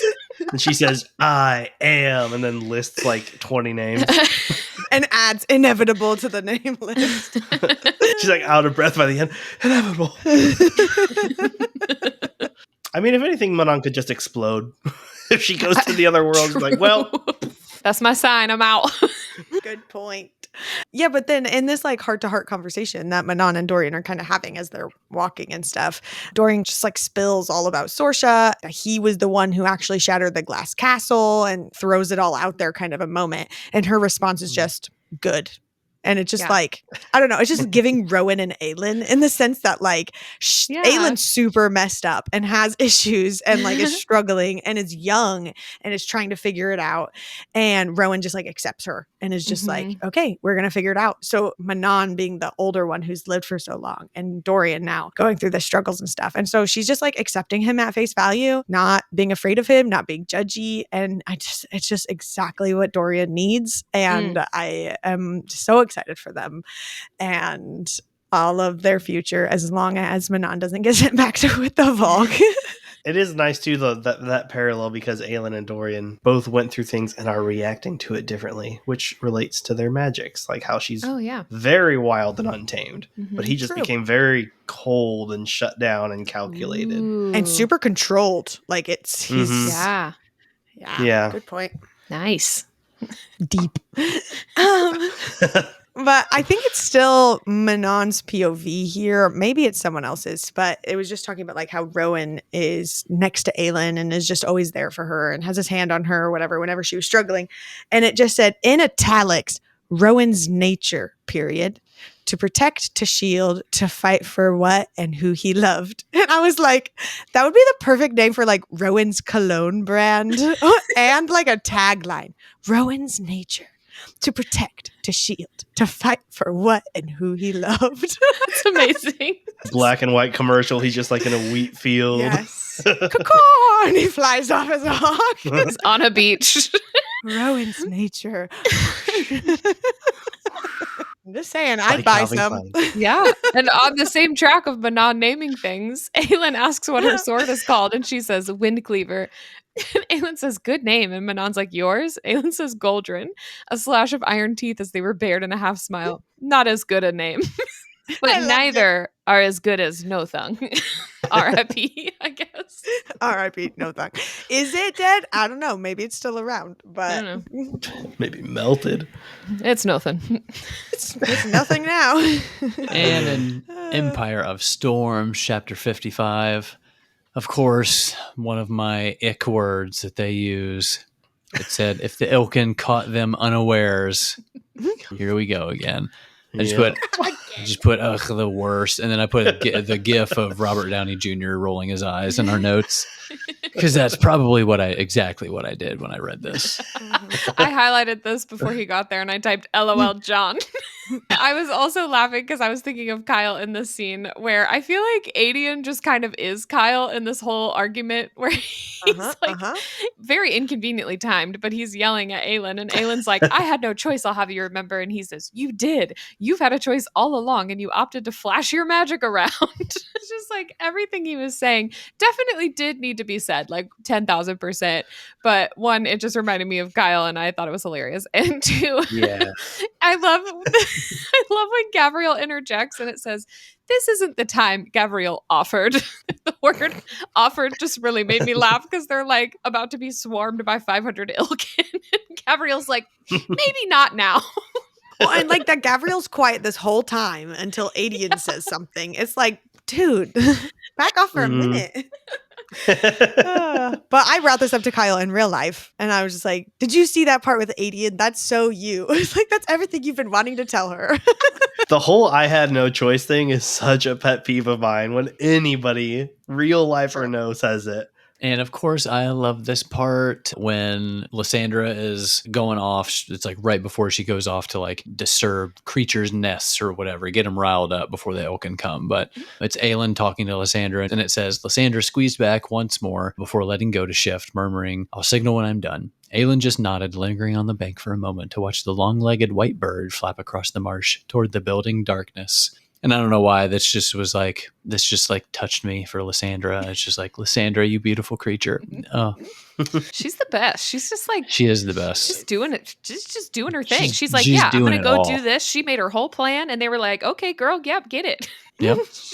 She just went in there and she did it. She just did it. I mean, she did all it. the beasts. I think she did it, honestly. I mean, if we were to take one thing from this, it was that she did it. She did. That's what I would say. Yeah. I think if anyone did it, she did. Well, during the same conversation, just gonna move us on. She's like having this conversation with Aelin about if she's gonna do it or not, and it said, but Lysandra's skin was still pale, her breathing a bit shallow. And I like highlighted this here, like, is she okay? Is she sick? Is she like something's going on? And I think later she talks about it again, and I think she's just brings up that she's like literally having anxiety about all that's happened. Like it turned in from like fun and an adventure with her friends to, I think she says later, it's like to survival. And so I think she's like literally freaked out. And so while she's saying this to everyone, like, yeah, I'm just going to go and I have this cool epic plan. Like she's terrified is what I really think is happening. In my notes at the time, I wrote like she had these type of comments earlier about her, like that her skin was pale, that she was weak or something. But we find out later that she was, using that time to build all her magic up so she could turn into this epic sea dragon and stuff. So at the time I was like, is she trying to build up her magic and we're going to see something cool and epic again? But I really think it's later that we find out, I really just think she's like freaked out. She is not some epic warrior. She's not like trained to do any of this. She's not a trained assassin. She hasn't gone to war and she's literally just like freaking amazing. And is just a normal person. She is the coolest. So, you know what she is trained to do? John, am I right? The wink you just gave, John. Wow. It's too soon. Guys. Oh, my word. Man. Anyway, then we go back to them like planning or whatever. Like Lysandra goes off and is in the water doing her thing and whatever. Aelin just like announces, I get the first shot. And then Rowan's like, my lady wants the first shot. She is getting the first shot. And I was like, okay. That's exactly how he said it. I know. Dibs. I was like, does this really matter right now when there's literally 8 of you and there's 500 of those things? Like, and just the fact that like Rowan felt like he had to like, I don't know, reiterate it and like make evil eyes at everyone in the little group. Like, she says she wants the first shot. She's getting it. And I was just like, it felt like so random. It's giving satellite friend. I'm surprised she even asked, though, instead of just doing it without checking in with anyone, since that seems to be her usual MO. Shoot first, ask questions later. I mean, I know that they're like making plans, but it's like, I understand you're going to like maybe announce those things. I just thought it was more funny with Rowan's reaction to it. Just like, very funny. What I read this next part, it's when she's like heading out to the empty plane or whatever to like meet them. Adian gave her a long look, don't miss this time. And when I read this phrase, I just literally replaced Adian with Kyle. So it would read, Kyle gave her a long look, don't miss this time. That's all I read. Same. Honestly, probably the most relatable character behind Kale. Yeah, really. Yep. So Dorian and Manon's conversation that Aelin was just like kind of in the middle of, where Dorian is saying, I won't be his prisoner again. Aelin tried to shut out what he'd meant by it, but Manon said from the wall above them, if it comes to that, princeling, I'll kill you before they can. And Aelin hisses, you will do no such thing. Both of them ignored her as Dorian said, thank you. And I'm like, I know that she's offering to kill him. Yeah. But I was swooning so hard during this conversation. I just love them so much. Oh, and it just goes back like she knows what he needs. Like it's not, I don't know. I just feel like she understands. She understands where he's at. And I'm here for it. Aelin and Rowan have like a goodbye moment right before she like walks off to do her epic fire magic stuff. And he just says, Rowan says, remember who you are and that you're mine. And then she has this whole like thought back to how she literally like marked his back and how he like went through the whole process of like putting salt water in them so they would heal and he would stay scarred from her. And I was like, I mean, weird way to show her that you love her. But I mean, good for you guys if you're into that, I guess. Go off, King, I guess. Whatever. It reminds me. Go ahead, Kyle. No, you first. No, you please. No, insist. You do it. You guys are so gentlemanly. Which one's going to go first, though? Fine. I only put an image under your note that is just Mufasa saying, remember who you are, because that's what it reminded me of, and I gotta get my Disney reference in for the week. So mine was my parents. It's like a joking thing my parents used to say if you would like leave the house, remember who you are. That's how I kind of took it. Not so much a personal sentiment between lovers. Right. My parents also said something very similar to that, John. So our parents must be besties. But mine would say, Besties, remember whose you are, being like, yeah. you're representing our family and The God Lords. and yourself. Yes, kind of a thing. And whatever you're going to do Mhm. My reflects mom on said that don't kind of a do thing. drugs. I mean, that's still good advice. And did you, Kyle? I didn't. Huh? Well, it worked. So Oh, there you go. I mean, you listened. My mom used to Was a say, good lad. remember who you are and whose you are. Like she'd like throw it all together. Yeah. But then if I Ooh. were oh, so she ever- took both of them together. Yeah. Wow. yeah, she did a little One combo. up. Wait, so did all three of you do drugs? Since our parents never told us not to. Some guy's like, you want some drugs, kid? He's like, well, my mom didn't say no. I just got to remember something, but now I don't remember.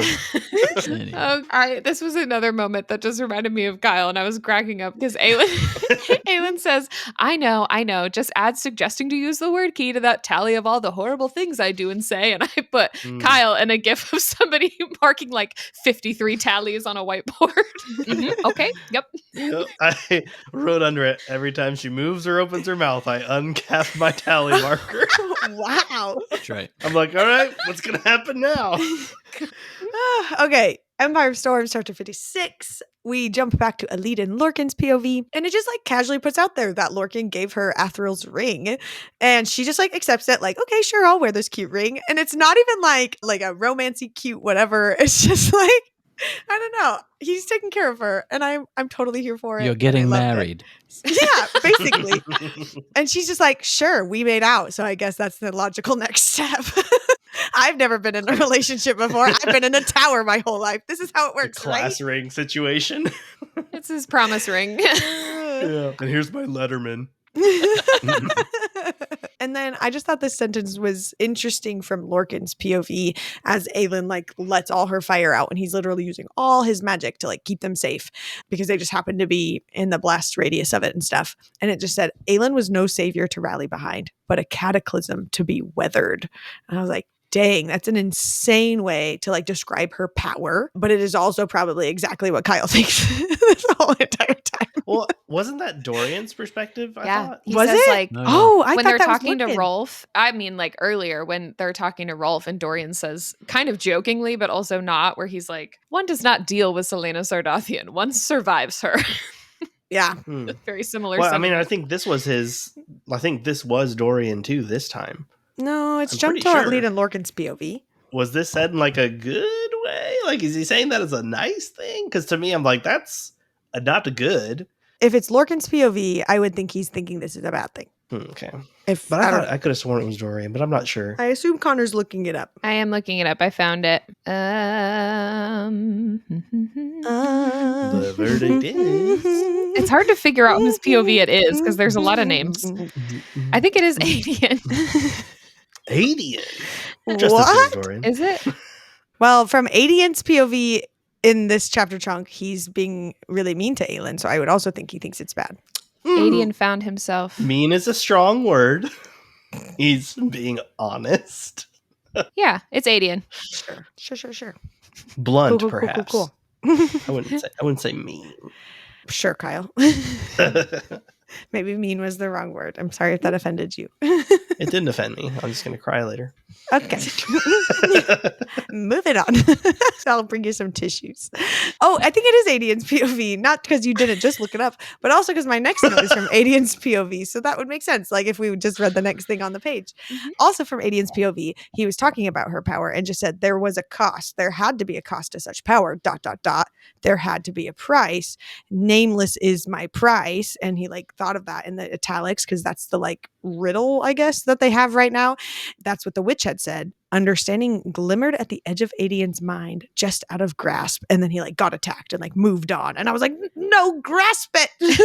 I need to know what it means. Firmly grasp Firmly grasp it. John, guess what? It's from SpongeBob. The lid. I broke it. Anyway, I Oh, just need to man. know what does it mean? I need to know.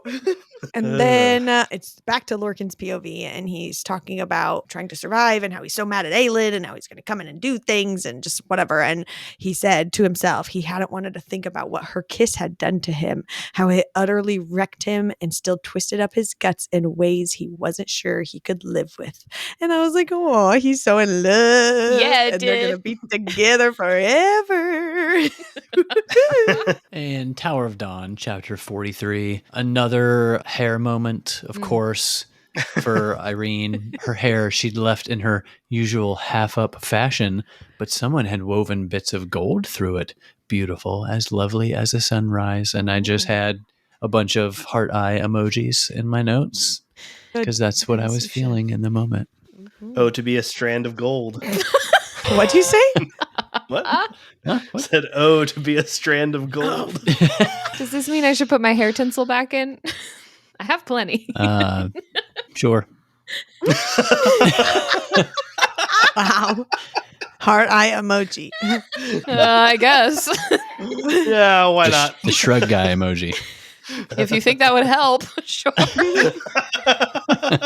It's like one of those, well, if you think it looks good, sort of thing. Message man. received. Moving on. Kale and Irene are talking as they're like riding these horses, and he says, "Are you afraid?" And Irene says, "Of these things, yes." And she cringed at her horse, and I wrote, "Same girl." This is very relatable to me. You do I not like horses. Do not like horses. Nope. My next note is also about the horses, but I was not pronouncing these the way you pronounced them today, and they also have a very funny pronunciation. So can you say it one more time for me so I'm ready for this note? Moniki. Thanks, Kyle. That's it. You're Oh, welcome. Muniki. Muniki. Sure, that's so funny. I like saying that. The quote here is definitely not Muniki, those horses, talking about the guards' horses. Fine indeed for guards, his men had received beasts nowhere near this quality. But without that awareness the Muniki possessed, as if they listened to every word spoken. And I was like, okay, that just feels really interesting to like note about the horse, that it's so aware of what is going on. It's so much more intelligent or whatever, that it can like literally understand your conversations. And now, ever since we found out that the spiders were also Vogue, I'm just concerned that all animals under our noses are also Vogue. And so maybe this is some creepy Vogue situation. I don't know. I'm just Horse putting it watch. out there. Horse watch. Horse watch, yeah. Yep. And then Connor has a right to be scared of horses because they're also True. Vogue. Yeah. Not that you don't have a right to be scared of other things, Connor. Thank you for that affirmation. Yeah. Being scared is a privilege, not a right. It cannot be revoked. And then Kale challenges Irene to a race and to like see who can get there faster. And he says the prize is a kiss, when and where of my choosing. And she just goes, "What do you mean where?" And then Kale only grinned, and then like they take off running. And I was like, "Oh, okay, Kale. I am here for it, sir." Woohoo! I had highlighted so much of this like section at the end where it's just describing how joyful and like free they feel. And I just love both of them so much. But it reminded me of the way that she writes about Aelin and Ansel riding on the Asterian mares back in like the Assassin's Blade. And then Aelin running with Rowan in her Fae form for the first time through the woods. Like it just is kind of calling to mind some of these other moments where these characters just get to feel in the middle of all of this tension and war and whatever else, they get to feel some like joy, and it's so sweet, and I love them. I feel kind of bad because I don't think after their little race, neither of them knew who won. So I feel like we're never going to get. Oh, he says he No, did. The result. Kale He comes kept up and track. whispers Okay. in her ear. Yeah. It's like, Oh, "I won, that's by the right. He way." does. Wink, wink. Because I remember when he Later. came over the hill and saw everything, he was like, "It's so beautiful. I forgot to pay attention to who won." And then I guess He just didn't claimed No, it. forget. that's Irene. That's okay. Irene's POV that she forgot, and then Kale like, Gotcha, and she even says like, as if he knew what I was thinking in that moment, because he like comes up and is like, "It was me, by the way. Wink, wink. See you in your rooms." Gotcha. Lauren and I didn't forget though. Lauren's like standing in line, like, I know where you can plant that kiss. Are you Let me, taking let suggestions? me tell you. I know exactly where. Let me tell you. on her pick me, cheek. pick me. Which cheek? Oh.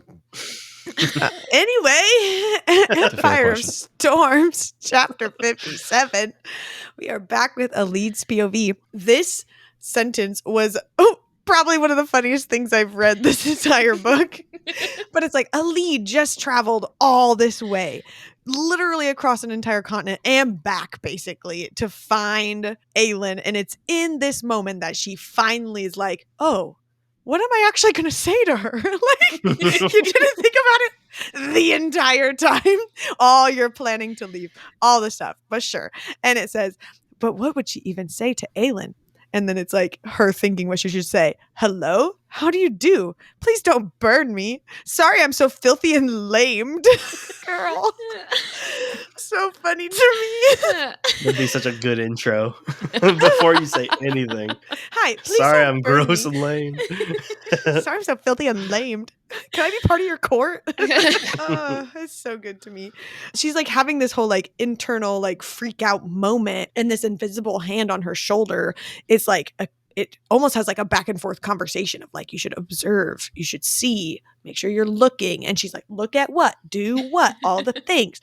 And then all of a sudden she like sees Fenris and Gavriel coming to like attack Lorcan. And I wrote my note here that says like Anieth tried to help save Lorcan. But like earlier I just talked about how Anieth said that she was leaving. So like, is that who this is? Because I've also thought like maybe her mom was kind of there with her or something. Sometimes it felt like that. So I don't know, but whoever is helping out a lead in this moment was also looking out for Lorcan in this moment. I just thought that was interesting that they're like cute. gods are working together or something to help each other out. I don't know. Maybe she came back once the Ilkin were gone. Oh, yeah, maybe. Aneth is described as Hellas's consort who like traveled with him or I something. wrote So that yeah. earlier. So that could be or later. Yeah. I almost cried. This almost got me when Lorcan told Gavriel to heal a lead and then dropped his shield, knowing that they like had to obey this order to kill him.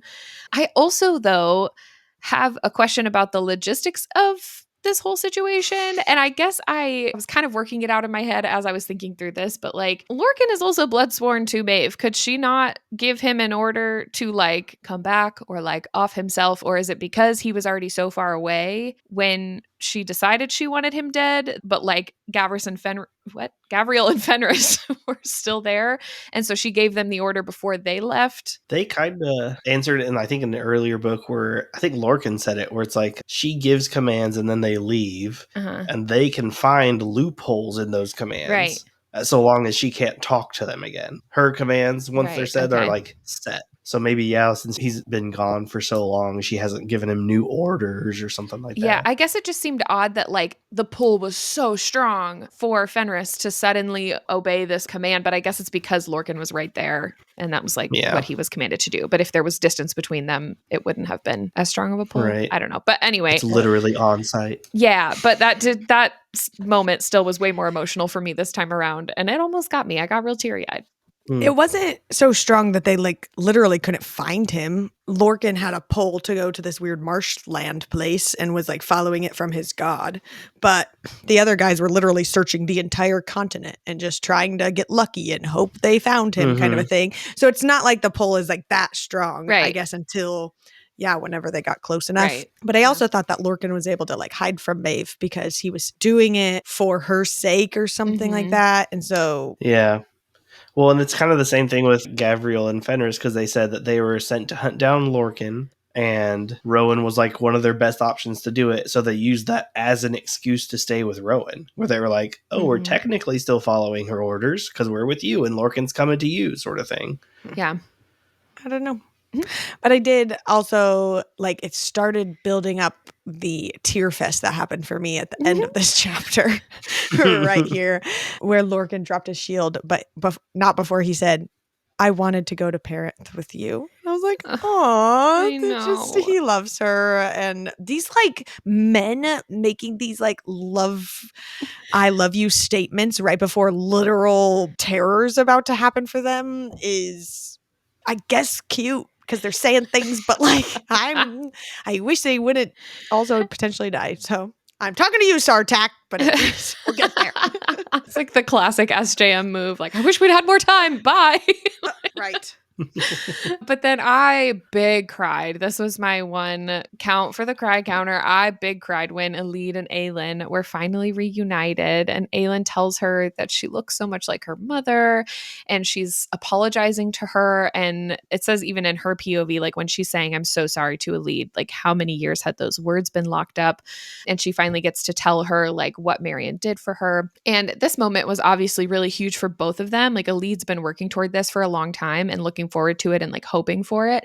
But I feel like this was also hopefully like a really healing moment for Aelin after carrying all of the weight of her guilt over Marion for so long. And the fact that even though throughout this whole book, she's been almost having an identity crisis. I mean, I guess she's always having an identity crisis because she has like 8,000 names, but we like see her, I think, really struggle with the power that she has and the like authority that she is supposed to have, but doesn't have. And like, she's kind of in between all these places, but I feel like her kneeling on the ground to sit with Elide, like knee to knee and eye to eye, was just this like much needed reminder for Aelin of who she's fighting for and where she came from. And I just, that moment was just very emotional.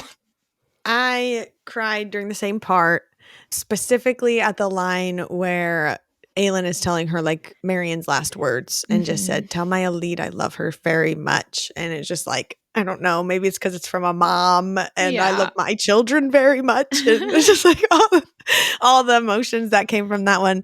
And I just cried like a baby. And then when Elide started crying because she saw Manon, I was like still crying.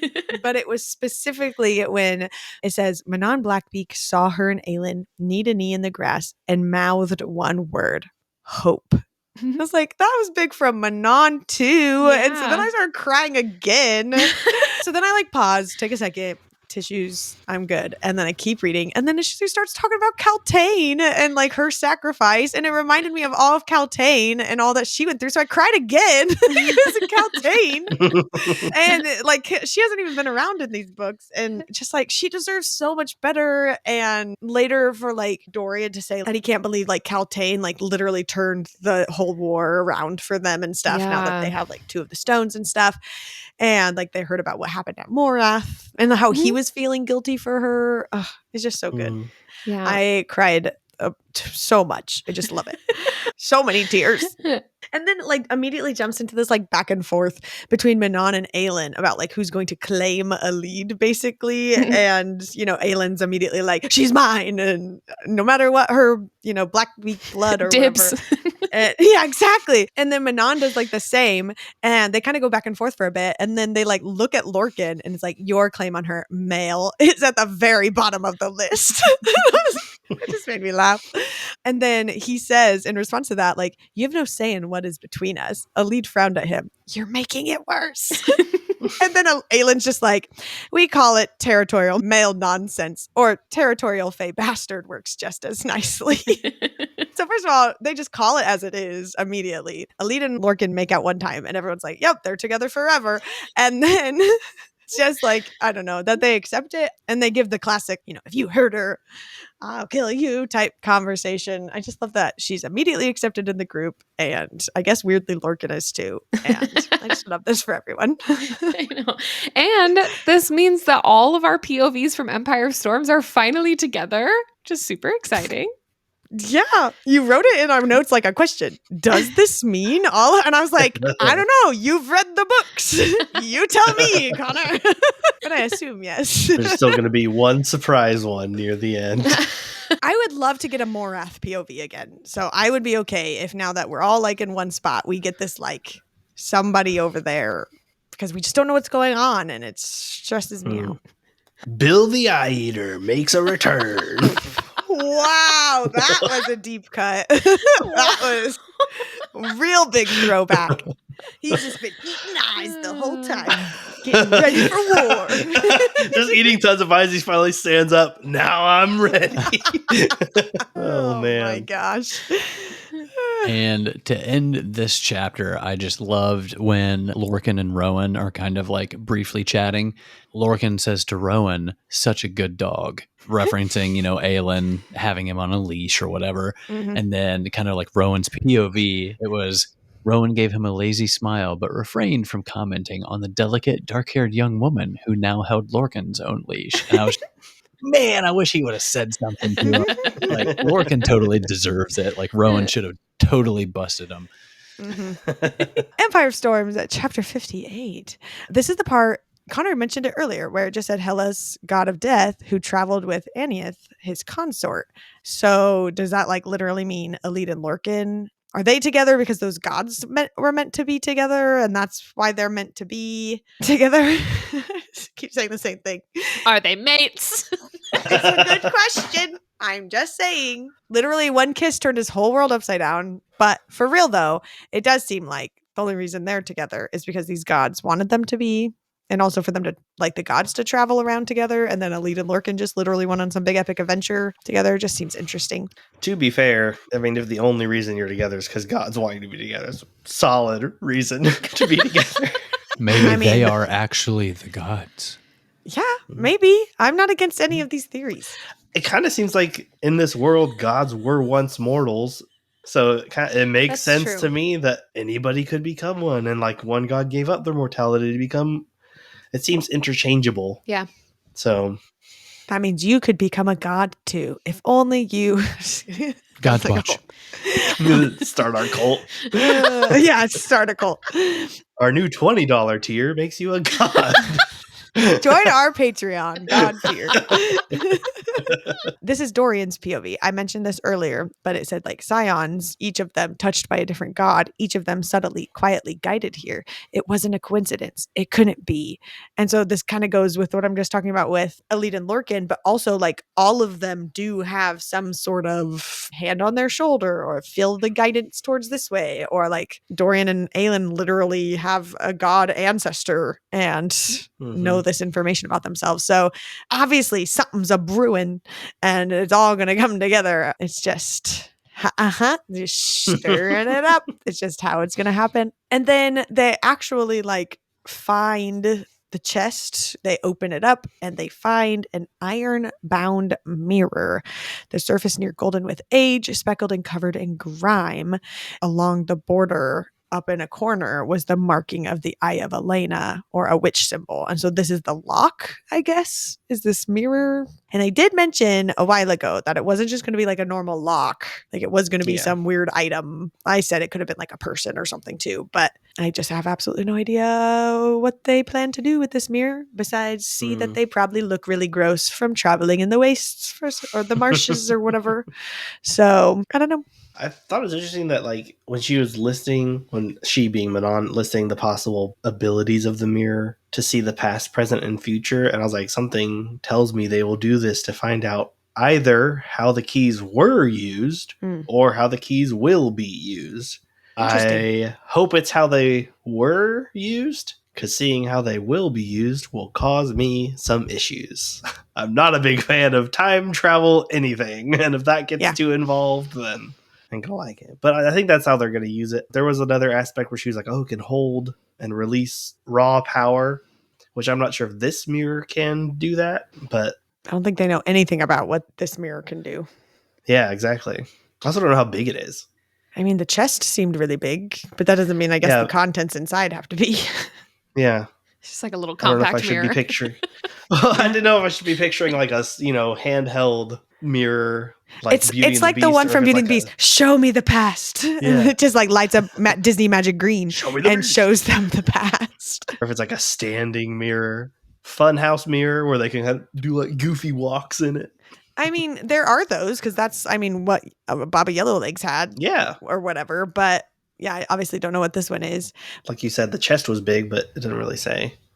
But yeah, then Manon like goes to tell them about all of the witches' mirrors and how they're like literally building these giant towers of mirrors and all the things. And I just thought it was interesting. Like she hears all of this stuff and Aelin's response is just, Aelin closed her eyes and then Rowan laid a hand on her shoulder. And I cannot tell anyone how many times I have just felt overwhelming anxiety and stress about some situation. And in my case, definitely way smaller than what Aylin's dealing with. But as a person who struggles with anxiety, it felt that big. And then for Kyle to just put his hand on my back, like, I'm aware. I know.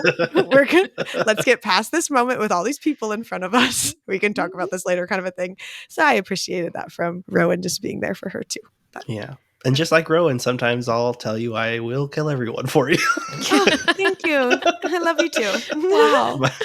Romance. Do you want me to kill them? Yeah, you will. Did you look up the mirror? Did you see? I did, but I was hoping for like maybe some fan art or something. There's just not really anything there. I found one picture that kind of makes it look like a full length mirror, but that seems excessive. So I don't know. Because they don't do anything with it, right? I mean, they take it, but I couldn't remember if one person took it or if it's like these two people are I don't think it says moving how. it together or something. We didn't get the schematics of the wagon this time either, so we don't actually know how they travel with anything. But another moment I loved from Aylin, or at least had a relatable moment too, was like she's walking back and she's just thinking through all the issues and all the things. And it just said she'd figure it out tomorrow after she slept. She'd figure out this damn witch mirror thing too tomorrow. And I was like, go off, queen. Yes. Go to bed. Relatable. So relatable. Like you have so much to do. That's a tomorrow's Lauren problem. Like, I just texted that to you last night. I wasn't done editing the episode for this week yet, but I was like, I'm going to go to bed though. That's going to be a problem for Monday, Connor. Yep. And it was, and you crushed it. And I did it. Yeah. And then they like get over the hill and they see the literal all of Melisandre's fleet of boats and stuff, that it just said that full mouth slanted into a half grin as Ansel of Briarcliff, Queen of the Wastes. And I was like, she's hit back. I've been calling it for forever. I keep mentioning her. I've not forgotten. And she's back. She's here. And I just love their interaction when she gets there. She goes, hello, bitch. Ansel purred. Hello, traitor. Aylin purred right back. Best friends. I love to see it for them. And that takes us into chapter 59. Aylin is introducing Ansel to everyone, and Manon, of course, gets upset that she's calling herself Queen of the Wastes. And I don't know, it's just really interesting. I guess I didn't connect that would have been like the same place. And that's, I don't know. It makes sense. Like we're hearing these words and we're hearing it from this person and like whatever. But to be like, oh no, that's like the same location. Yeah, that's going to be an issue for some people. And it is. Yeah. Yeah. And then Ansel's talking about how she just casually stormed Melisandre and took their fleets and whatever and brought them all to use to aid Terrasen. And it says Dorian staggered forward a step at Ansel's words, and the Queen of the Wastes gave him a look that said she'd like to pillage him. It's like, no, I know. I said, who wouldn't? I don't know how I feel about Sarah immediately in literally one chapter being like, Manon and Ansel are enemies. They want the same location. They want the same guy. Oh, in case you didn't know that, they're not going to be friends. I just kind of took it as Dorian's just hot, and that's kind of everyone's reaction when they first see him. That's true, but I feel like of all the hot people around that's there. Fair. Yeah. Yeah. Just happens to be the same one Manon wants, and also the land that she wants. I don't know. It's going to be an interesting thing. But what does Dorian want? He wants a not human girl, so I would assume Manon's going to win, but yeah, I don't know. But yeah, Ansel's just telling him this whole little story of all the things, not really a little story, it's kind of an epic story of all the things that she was doing while they were off doing their own adventures. And she just says very casually, Melisandre's fleet is now our fleet and its capital is now ours too. She jerked her chin at Aylin. You're welcome. And then Manon Blackbeak burst out laughing. And then that made me laugh. It's just crazy. The whole entire time we're hearing Erewhon's fleet's going here and Melisandre's is going here and Maeve's is doing and whatever. And then the whole time that Melisandre or Melisandre or however we're saying it is been Ansel this whole time and has been the good guys. And so just insane, crazy luck that Aelin had any of that happen, that Ansel was working before Aelin even reached out, that Aelin's messages reached her wherever Ansel was at any whatever time that she was traveling and doing all the pillaging and stuff. And then just, Manon just laughing about it all at the end just made me laugh because it is almost like, really? Like that's going to happen? But sure. I mean, it's helpful. So I had a note that was just Adian, me heavily relating to him. I tried to stay away from ranting at all this time, but this one got me. Here we go. Adian didn't know who to be more furious with. Aelin for not telling him about Ansel of Briarcliff and the goddamned army she'd quietly ordered to sack Melisande and seize its fleet, or himself for not trusting her. And I just put, no worries, Adian, I can answer that. And in size 30 font, her.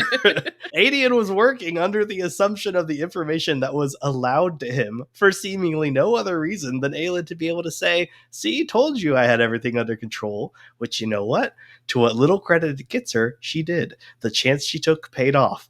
What reason in any world, though, would she have in not letting her inner circle in on this plan? It just caused undue stress, both internally for some, like Adian, and within the group itself, between him and others. I don't understand how Aelin's biggest gripe with people is that they withhold information completely or in roundabout ways, and yet she does the same thing to everyone she knows.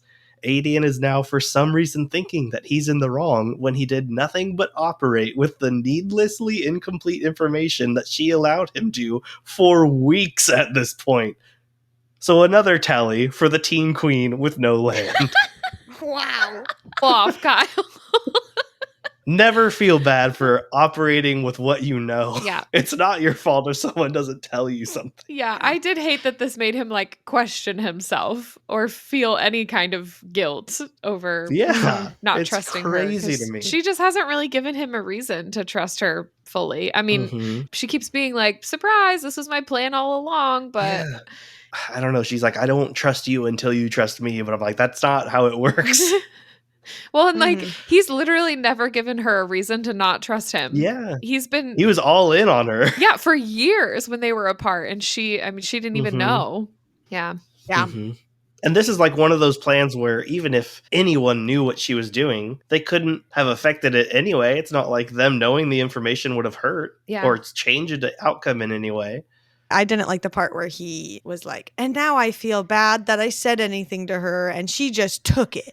And I was like, well, yeah, because that's, she chose not to tell you. Yeah, that was her choice. Yeah, that's not on him either. Yeah. Yep. You're valid in all the things you're saying. I don't know what else to say about that. So I did love that she gets her little horse back. I just think it's cute. Just putting that one little note in here. I don't know. Lysandra and Adian kind of have this moment. It says like, Adian studied her from head to toe. What's chewing at you? She had been distant for the past few days, but now he could practically see that courtesan's mask snap into place as she seemed to will her eyes to brighten, her frowning mouth to soften. Nothing. I'm just tired.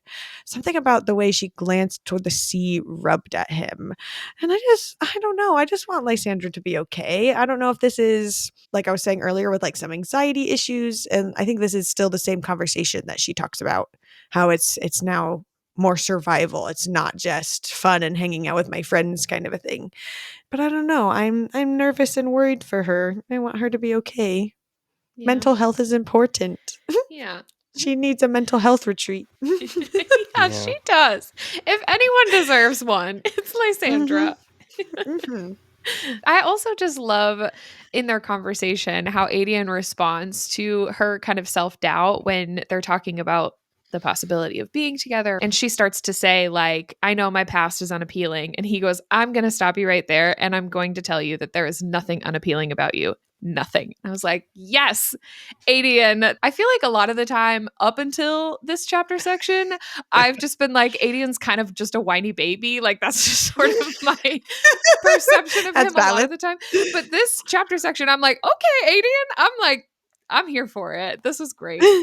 Yeah, he played this just so well in this moment. Yeah, like these are just the words that she needed to hear. And like, I don't know. I love this for both of them. But also, he tells her that he's bi. And this was the most random thing I think Kyle probably could have predicted. from the series books ago from one random line. Look, he looked at Rowan. Was that who it was? He did. looked at Rowan?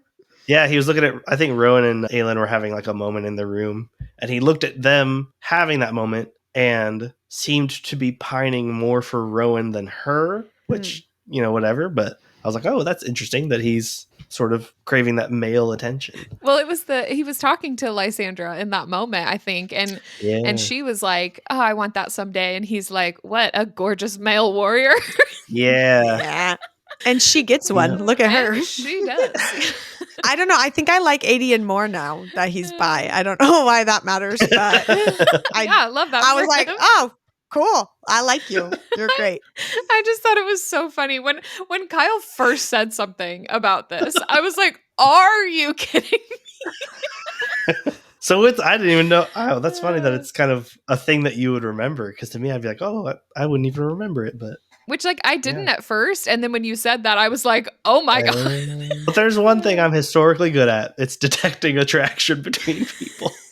But not myself. I've always been so oblivious. Lauren could vouch for. And I've gone on to her before about it. Like when we started dating, like a year after we started dating, maybe it's even after we were married, she was like, oh yeah, a lot of girls were interested in you at college. And I was like, you never told me? We were friends for 3 years. You never once told me a girl was interested in me. Some friend. I was saving you for myself, apparently. While I was also dating and engaged to other people. Plural.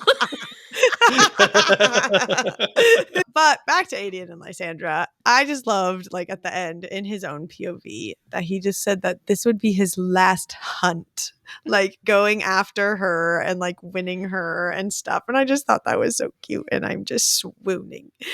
Okay, I'd rather stay here and talk about them for 20 years, but the episode has to continue, which takes us into Tower of Dawn chapter 44, which starts off with some spiders. Yes, we're so excited. You're like, I don't want to talk about this, and it's all your notes. It's all your notes. Okay, but like important things happened here. Yes. And none of you talked about it. I'm just saying. I didn't want to talk about spiders. All right, give us the highlights. This isn't actually even Spider's conversation. I don't think this is still Kayla and Irene. This isn't even Nezrin yet. This is just me theorizing.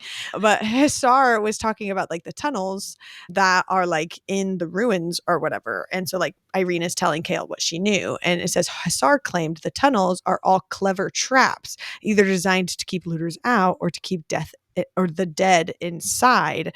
And this sounds very similar to the traps that Nezrin and Zartak are dealing with. And so I was like, okay, so there's clearly spiders inside of these, or they're trying to keep the spiders out or whatever. And so that also made me think already that it has something to do with the Fae, because it was like a Fae set traps of all the other stuff. And then as they get closer to it, it says silence lay as heavy as the shaded heat, as if none of the singing birds or humming insects from the oasis dared venture here. And that's the exact same description we get whenever the spiders show up over with Nezrin and Zartak. So I believe that there are spiders involved in whatever is happening here at the oasis.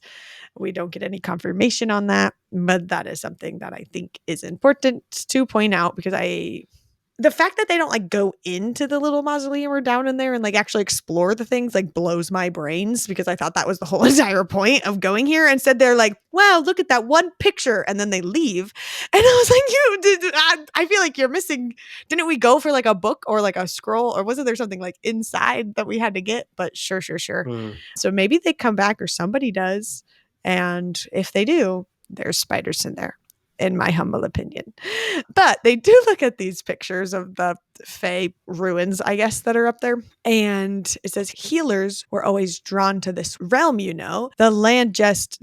blessed them with magic more than any other kind, as if they were some breeding ground for healing.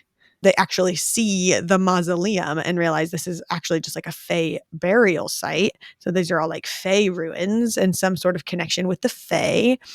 Again, we get some sort of like parallels that are happening with the wastes that they're in. And they're literally in the chapters before this collecting the lock out of the marshes and stuff. And then they're over here in the oasis in a very similar described, just seems nicer because it's in an oasis, but like with the ruins and stuff. And so I'm like, well, if the word keys are the keys and then they just got the lock, so maybe this is like the door or something. Like, isn't there like a door? And we know there's one in the south where like the spiders came out of, at least. I don't know. I just feel like there's something here. And then they didn't go inside to actually investigate the thing. So I don't actually know what that is. But even Kale says, like, why is this here? And he says, maybe they wanted to hide something, because Dorian and Aelin told me to like get the army. But he was wondering if some other force brought him there to retrieve something else. So then it makes me think maybe he is supposed to take something from there. I don't know. He doesn't go inside. So I don't know. Whatever. But I do just want to point out that episode ago, maybe 2 episodes ago, I was talking about the healers and how they were hunted down first because there's something to do with the healers, and there's healers are the answer or something. And so I don't know if we can call this a fact straight up, because no one has said straight up this is the answer. But I do feel like we can say it's a fact because I'm deciding it is. But it said, who would see the value of his healers and think their gift is for one thing, but never know that it might be a treasure waiting to be used another time, a weapon. And then Irene's like, but we don't kill people or whatever. And he was just like, I know, but like that could be something to be used later, like what we're learning here with myself as you're like healing me and stuff. But he's like, but you and all the healers are here. There's only one other place such as this in the world, guarded as heavily, protected by power just as mighty. And then Irene says, Dornell, the Fey healers of Dornell, guarded by Maeve, fiercely. At the time, I was like, oh, okay, cool. There's healers in Dornell. But now I'm like, hold on. Maeve is not just Maeve. She's Queen of the Vogue. It's first time we're putting that out here outside of the chapter recap. And so are they being like actually protected? Does she just say they're being protected healers there, but she's actually like killing them all? Are they prisoners? Are they actually safe? I don't know. I don't trust anything that's happening over there. And then they're just like, oh yeah, the scrolls we have back at home, they might explain this, what the healers could do against the Vogue. And I was like, then why did we come here if the scrolls you have back at home have all the answers? Sure. Glad you had a great vacation. And then the fact that they don't go inside, I don't get it. I think, first of all, I agree that like the healing is the answer, because I think you had said like healing in general is the answer. I do think Irene will play like a huge part in that final battle. Yeah, like I said agree. earlier, with like she's literally learning how to kill Vogue, I think, by taking care of Kale's wound or whatever. So I do think that I agree that it is going to be the answer. That was it. Yep. Wow. I was going to throw it in earlier, but you just kept trucking on through. I was heated. On a completely different note, they go to their little dinner and they're like, getting seated. And Hussar is like, oh, you guys look great. And Kale tells Hussar that she looks beautiful. And this is from Irene's POV. And it says, Hussar, while well-dressed, would never be called such. And I am so dead that everyone in this series has this supernatural beauty and they're all incredibly hot and powerful. But poor Hussar is she's just ugly. It doesn't matter what she does. John? Okay. And you had a response. I was waiting for you to chime in. Oh, sorry. Well, no, I just had a note that I didn't catch this. I guess I thought it was saying something different. I just didn't. I must have read it differently or something. But that is actually really, really funny. I thought that was pretty comical. Hussar just kind of continues to talk about Irene and Cashin getting together or whatever. And Hussar says, of course, we'd know you were little more than a milkmaid dressed in jewels, but if it stayed amongst us, I'm sure there are some here who wouldn't mind your humble beginnings. And when I tell you that this sent me, I put a GIF of I think it's called a water blob, but it's the thing where somebody's sitting on the edge of this giant inflatable and then somebody else jumps and then this other person gets flinged off. That's how much it sent me. Literally, how rude This kind of ties back to my comment like toward the beginning where like through this dinner and just some of the interactions that we see from Hussar, we're really getting a view of what Hussar like really thinks of her quote unquote friend in this chapter section. And then it goes on to say, Hussar crooned, her smile sharpening. Irene tried not to balk at the invisible fangs revealed in that smile.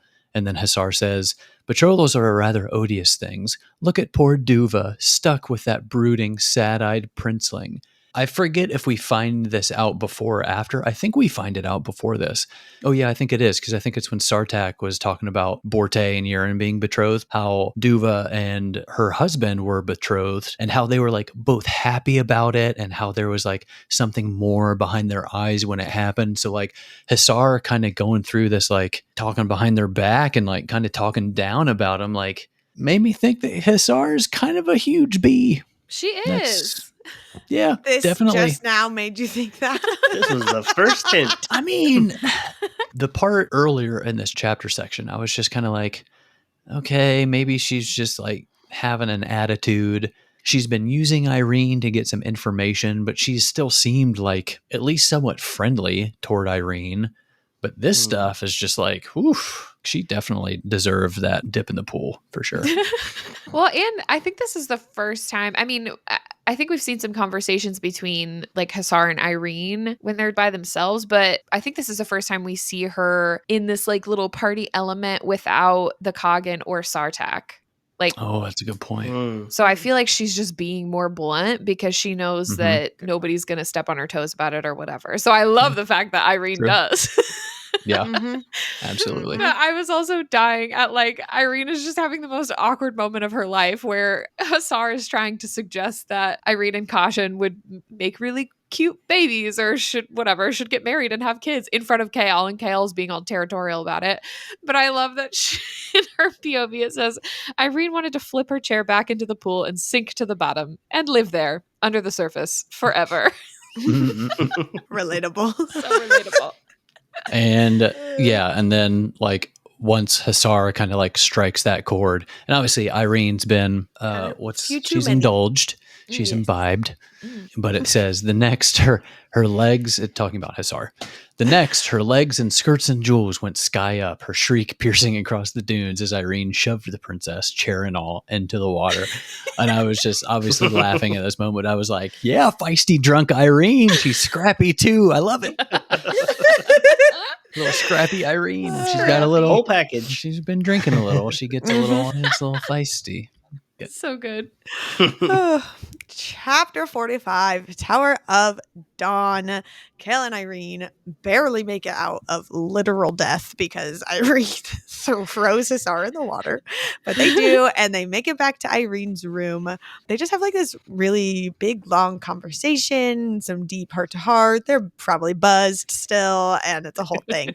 But Kale does stand up, is a step away from her, and he pulls out a small bundle out of his pocket. Silently, he extended it to her, the black velvet. And I immediately went, is he proposing right now? What? That was a quick, drastic, I don't even know what. But it says, the silver locket shimmered and danced as she lifted it up between her fingers. So it just didn't fit in a box, I guess. It's a little bag, I would assume. But I was like, whoa, okay, Kale, slow down, buddy. But for real, this is such a cute and thoughtful gift to give someone. All the inscriptions and stuff. And for her little paper, he doesn't even know why she has it, kind of a thing. I just thought it was super cute. She responds after like learning what the locket is and stuff with just, I will cherish it always, no matter what may befall the world, no matter the oceans or the mountains or the forest in the way. And I think during her time of saying it, he was like, and he knew she wasn't saying that about the locket, that she was saying it about him. And then for later, for him to respond back in the same way, it was just really cute. And I love that everyone kind of has their own like little cute phrase they say to each other that proves they're in love, and this is theirs, and I love it. But then they, lay in bed together for a little bit and ground against each other. And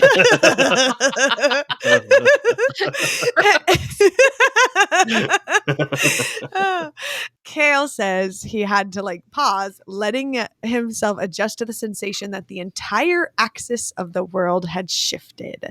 And I know we've been talking about mates, and I've been saying that I was going to stop talking about it, but it isn't already in here.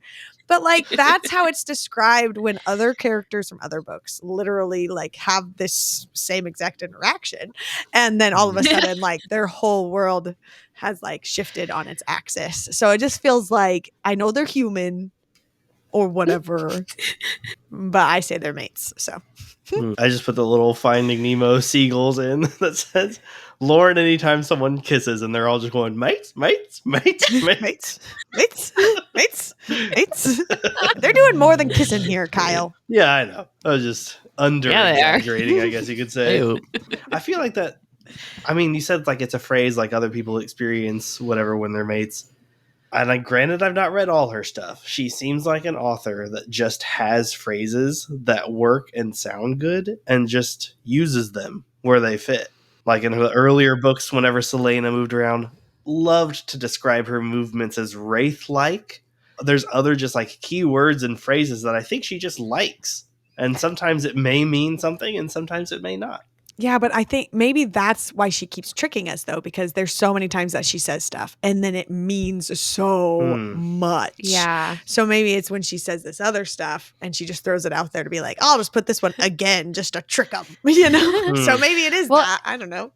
She was also writing these books at the same time as the ACOTAR series. Like these were, she was cranking these out like at the same year. She was writing like literally both series at the same time. So it could just be, you know, some of these phrases that she wrote for Throne of Glass, and she's like, oh, I like that. I'm going to use that in this one too. Yeah, that's true. That's kind of what I thought too, with this being her first series. This was like literally her first thing. She probably took pieces of into other ones and gave them deeper meanings there. Well, if she's writing these at the same time, maybe she opened up like one Google document, because that's where you write books or whatever. And she was like, I write this whole scene. And then later, another day, she opens up a different Google document. I thought I already wrote that scene. Let me write it out again. And then accidentally wrote basically the same thing, but in two different books. I hate it when you accidentally write a book. I feel like for Sarah J. Maas, that's how it happens. in this moment, there was a moment that I just need to talk about.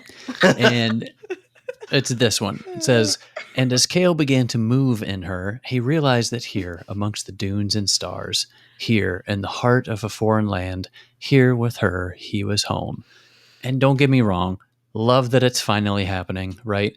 Just thought that it was a weird sentiment to have while balls deep in someone. Like, I picture him entering and then just like pausing and looking up, and he's like looking at the night sky and like having this deep moment when he's deep somewhere else. I don't know. It's weird. My only response to that note after reading it was putting the image of the guy who's like reading a newspaper and then looking up being like, what the hell did I just read? I texted Connor when I was doing my notes, and I was like, the fact that the words balls deep are in the scripts today is wild. It's just, I don't know. It's, You've never had a little existential moment? Can't say that I have. Mid-coitus? I really can't say that I have. Oh my God. I don't know if that means I'm doing something right or not. Connor, you were like Irene.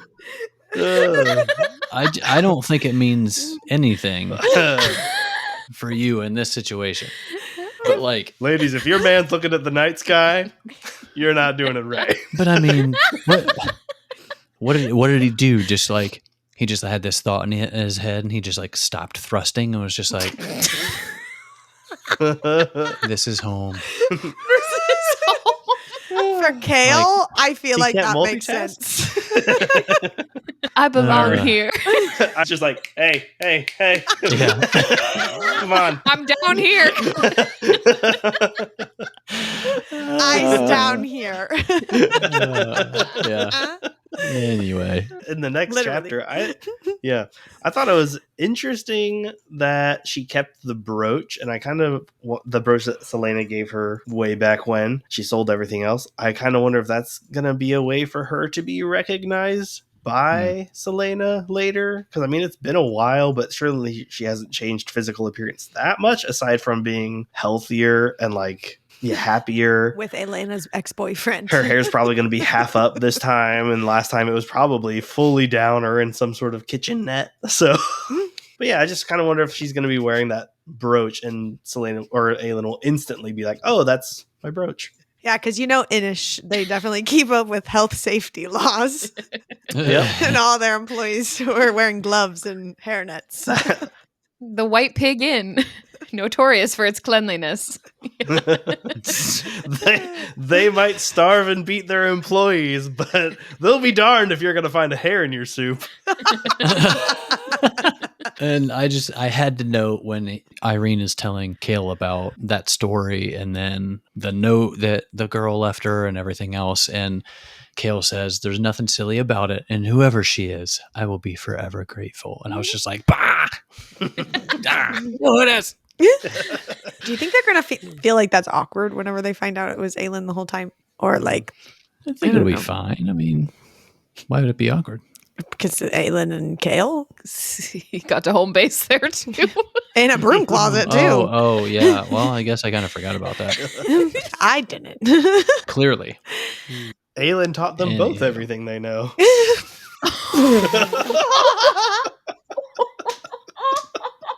Wow. Yep. That is an impressive remark. Aelin just comes in singing Sabrina Carpenter. Taste. Uh-huh. Man. Bedcam. Yep. Good times. It's going on the playlist. It should though. Oh my gosh. Okay, so at this moment in the book, I was vibing. I'm living my best life. Everyone's falling in love. Life is wonderful. I've been waiting for this moment. And then I just turned the page and it's chapter 47. And it's immediately back with Nesrin and the spiders and all the things. And I just texted Connor that I'm just really struggling, like the back and forth, first of all, between this like happy land and literal terror. And I just don't know how like I could rate this book 5 stars, only because I freaking love everything that's happening with Kale and Irene. And honestly, like Nesrin and Sartak, when they're like away from the spiders and stuff, the book is so great. And at this point, I already want to. I haven't finished it yet. We'll just see. But I just struggle with these spiders so much and just like reading these chapters. And I can't like, it just freaks me out and I don't like it. I just feel like, how can I rate this book 5 stars when I struggle so much, even if it's just a few chapters? And that's just my own personal feeling. So maybe it's not the book's fault. I don't know. Is it the book's fault? I mean, you rate other books according to feelings, so it's fair. It's usually how I rate any of my books. Feelings can be negative. I don't know. I like this book better than I think Empire of Storms. A lot of the times when I'm thinking about the two, I think about like the great things happening over here in Tower of Dawn, but then we just get to these random chapters and then I just I don't know.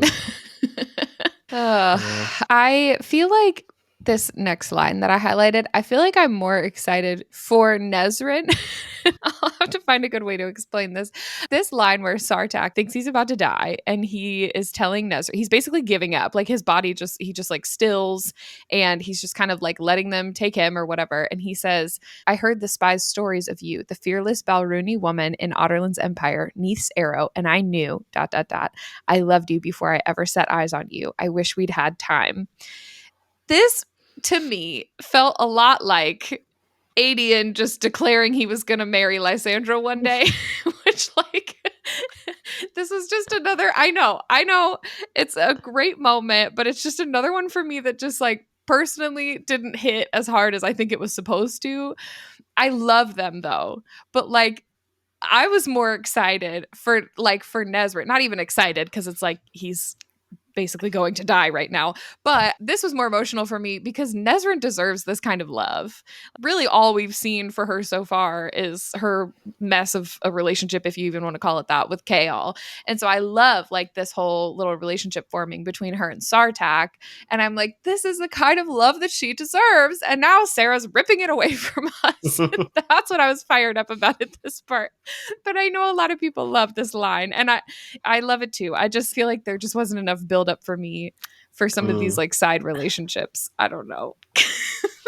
I like the idea that he said he loved her before he set eyes on her, because like it was just the myth and the legend that maybe that he loved, but then he actually met her and also she was a great person sort of deal. Like he had already built up this mental picture of her and she matched it all. So I get it. On And his then end, there's some. probably more build up. Yeah. Yeah. I just had the note that it was when like he's stuck and it says, then the prince was gone, ripped from her hands as if he had never been. And I like totally forgot. I was like trying to think in the spot, like what, I don't remember like what happens or how they come about being in the same like area when they find out the information that they find out. Right. So this was like very startling. I don't know. I had like such a clear image of them like being stuck and him just being like into like blackness on the other side or something. And it was just like, wow. Okay. Totally forgot about it.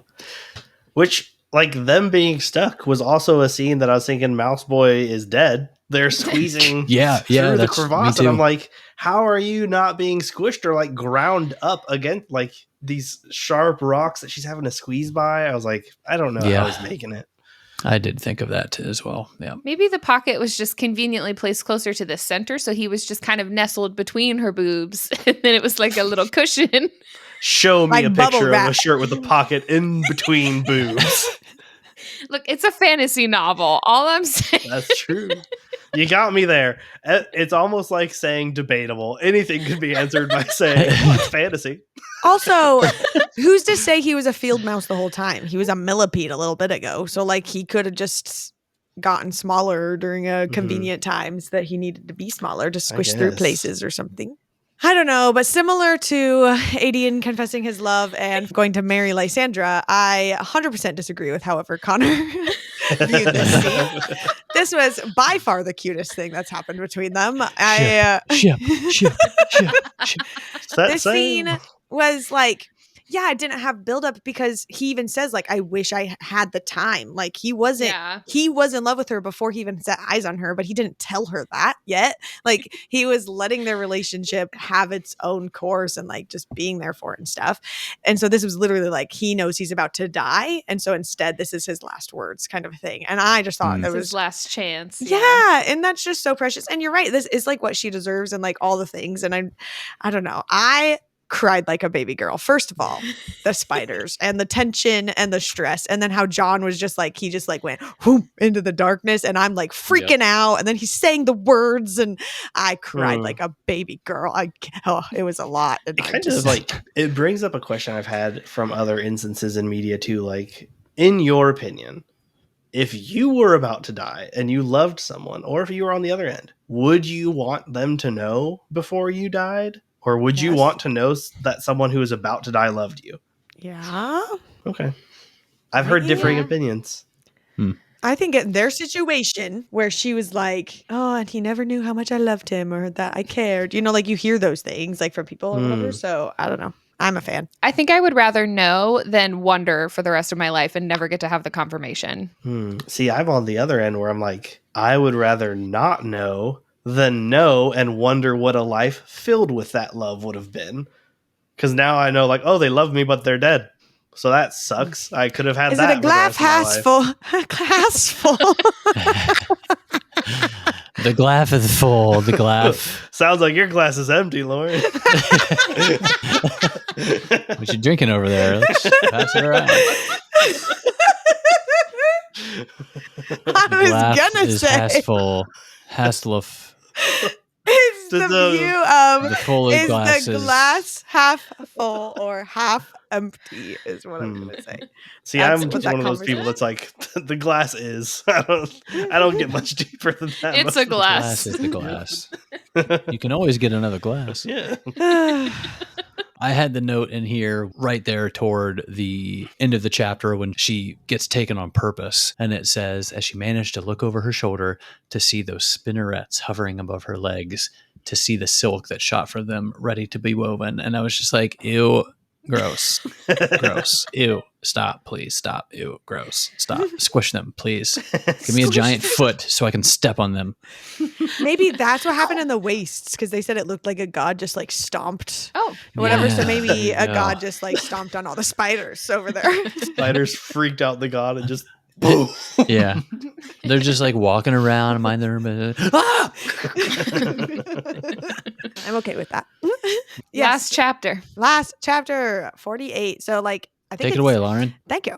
I think it's at the end of the last one where Nezrin realizes that the spider said it was going to take them alive back to its Mhm. home. And so she like literally stops so that it can catch her. And that's why it spins her up or whatever. And so she wakes up because little Falcon is literally pinching her awake with his little mouth. It's just like, wake up. And that's what he says. And then she like looks over and sees Sartak, and it says Sartak's chest rose and fell.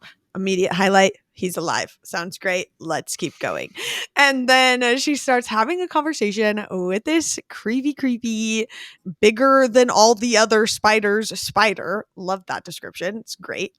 And she's trying to like stall and distract the spider so that Falcon can bite her out of the webs, I guess. She brings up the fact that the Stygian spiders are all like making deals and all that kind of stuff. And she's like, gentle-hearted fools trading with mortals, trading when we were born to devour you. And I bring that up because it will be in my notes after I say my next quote.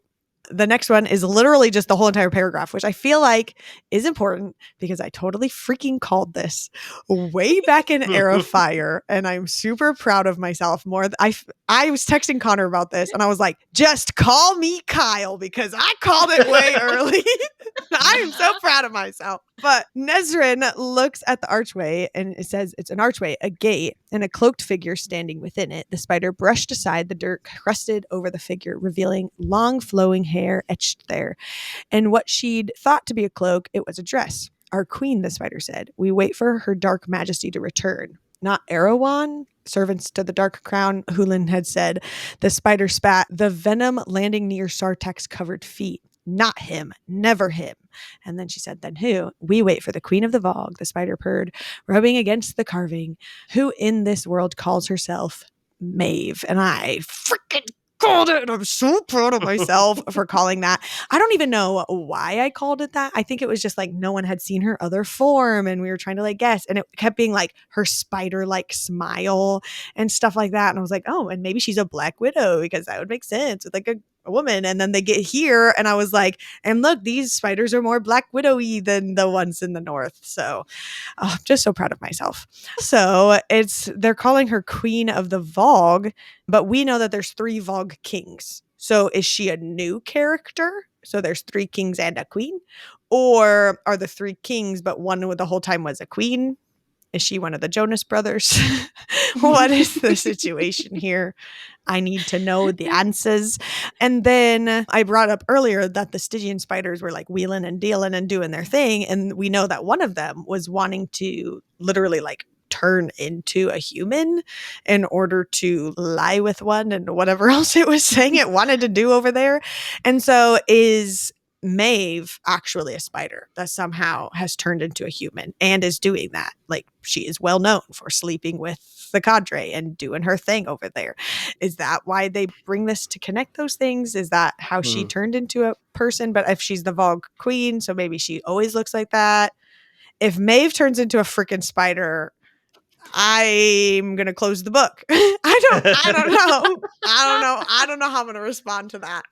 I just have 100,000 questions that I know will not get answered today because this is the last chapter of this chapter chunk and I have to continue reading. So just so many questions. And I start talking and John and Con both just sit back and are just like, yep, because they can't answer anything. And I just need to know the things. One of the things that you didn't write, I don't know if it's one of your questions, but how they were like, oh, not him, never him, kind of makes me wonder like, oh, so they're not going to be on his side. Maybe they actually will end up fighting against him in some way, maybe also against Aelin. but at least not with Erewhon. I didn't think of it like that. That's a good point. I didn't like how it was like the spider was like rubbing against the carving. Like, it was like, Yeah. okay. Weird. This Grinding is against Maeve. He like rubs his little body up. Gross. I can tell you that this conversation continues in the next chapter, but I intentionally stopped Get to reading. this chapter section because I really wanted your reactions and your theories here. Yes, that's okay. I'm so sorry. John was Fair really enough. mad that I stopped you right Well, here. and it's such a short Yeah. chapter too. Yeah. It's like Mhm. such a Yeah, that's what. quick little chunk of like vital information, and then we're Yeah. just supposed Yeah. to stop. I was like, okay. I That's what honestly made me like so upset. quit 3 earlier, and then I was like, I just can't get through the rest of the chapters. I'm so tired. And Lauren was like, it'll take you 5 minutes. And I opened it, I was like, Yeah. oh yeah, it will. So I just finished it off. Yep. Yep. It was literally like 3 pages long. I was like, you got to be kidding me. But yeah, that's the end of the chapter section. Now on to thoughts and theories. What are All your right. thoughts? What are your theories? Tell us all of your Thoughts and theories. amazing queries. Okay. All right. Thank you, Riddle Master. Well, my thoughts. Irene is still the hottie with a body. Yeah, Rach. she is. Top of the list. Topping it off. Nobody else. That's is even on that's the my thing. You quiet down over there. You get That's our thing. Lysandra. We have our thing. We have our thing. You guys have your boys. We can't got love our Irene thing. too. I love Irene. I love Irene. Well, you know. I love if Irene. I had to pick one girl Just from saying. this series, it'd be Irene. Honestly, probably same What about one boy? at this point. Dorian. Kale. Interesting. Speaking of Kale, heart of a champion. Everyone else is doing pretty all right. Aylin's still the bottom of my list. As far as theories, I've actually been thinking on them. So I think that since she's mentioned in both books now, Maeve is going to show up soon somewhere. Don't know which book she'll show up in, but Oh, she will. I didn't think of both books like that. That's interesting. Yeah. Because we're reading them at It's the hard to same keep time. track of sometimes. Yeah. Yes. I have to keep track of it because I got to rate them both differently, and it's blowing my mind. I think that the group with the mirror will find out how to use the keys somehow. I think the scrolls that they're like, oh yeah, we need to go back and get our scrolls, they're going to be gone or destroyed or something, because like otherwise it would be too easy to go back and just get that information. Oh, this was it. I think it was mentioned somewhere in their like dinner pool party thing that how either then or sometime soon, Duva and her husband were going to be like left behind in the place, and like we're all going to go do this, but they have to stay there because she's pregnant and her husband will stay with her. To me, them left behind with everyone else cavorting is a convenient excuse for her and her husband to be evil, which is another reason that I'm like, I think they're the ones, because like no one else can keep tabs on them during that time. Are you saying the pregnancy is fake, or they're just using the pregnancy as a cover? The pregnancy's real. They're using it as like a excuse to be left alone in the royal area and do whatever they want while everyone else is gone and be evil together. Or maybe one of them are separate. I don't know if it's her or her husband, but one of them or both of them. All right. Possibly neither of them. Who knows? I also think Irene will learn Aylin is the girl who taught her how to fight by seeing her in Kale's memories, or Kale will see her in Irene's memories. Because I thought about it and they're like, that's a lot of how they got to know each other, was like seeing each other's past lives. That's cool. And that's how they get just general info from each other. But that's all the theories that I really had. I'm sure relationship wise, other stuff will happen, but I leave that theorizing to our doc master extraordinaire. What Take up? it away. I loved that everyone is connecting over in Empire Storms. I cannot wait for Kale and Irene and hopefully Nezrin and Sartak to meet up with everyone again, hopefully soon. I need to know more information about this like chest and mirror situation, the mausoleum that Kale and Irene just left alone, and Maeve being a Vogue queen.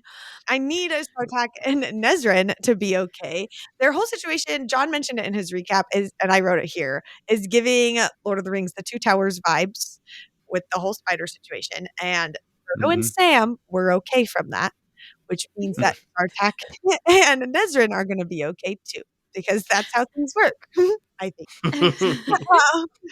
So I keep forgetting that Kale was supposed to like solve the death of the little sister or whatever. Like Mhm. that Mhm. just getting forgotten.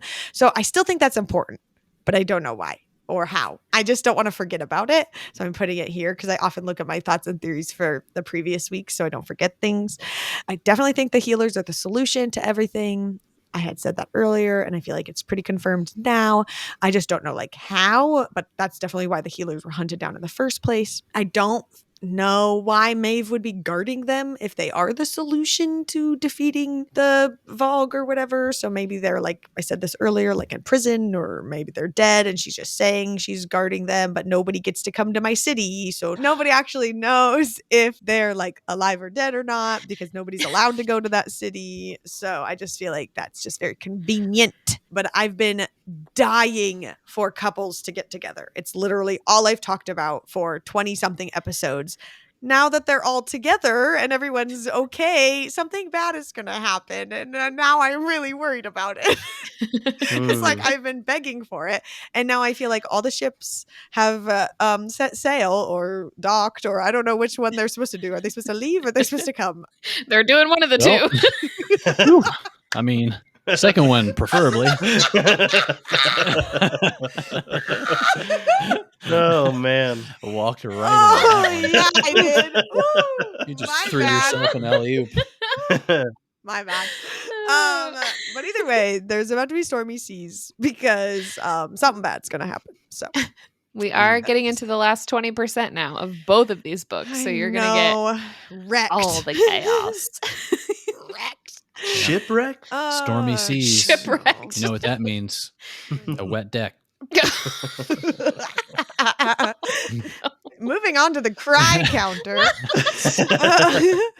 Continuing on. Wait, what about my wet deck? Anybody's eyes wet? Okay. At the cry counter, I cried 3 times. I cried for Sartek, I cried for Alita Nayland, and I cried for Kaltain, bringing my total crying up to 20 times. Wow. I told you guys I'd be You're the running most. away with it. I'm a champ. Stay hydrated out there. Yep. And I cried once in this chapter section for the reunion between Alita and Aelin, and that brings me to 6 total. Boys? I'm still just at the half. Half a cry. The almost. 4. That's it. All right. All right. Well, that is a wrap on episode 22. Join us next week in our penultimate tandem read episode, where we are covering Empire of Storms, chapters 60 to 67, and Tower of Dawn, chapters 49 to 58. Check out the episode schedule pinned on Instagram if you'd like to follow along. And a quick reminder that we do have bookmarks on our website for the Tandem Reading Guide, along with tons of other merch inspired by our podcast and ACOTAR reaction videos. Our website is betweenpagesandfriends.com, and of course, it will be linked in the show notes or description box below. While you're there, go on and sign up for our monthly newsletter and check out our Patreon if you're a community of fellow Bookie Wook lovers. Until next time, stay wordy, stay nerdy, don't stress, and stay blessed. Yes.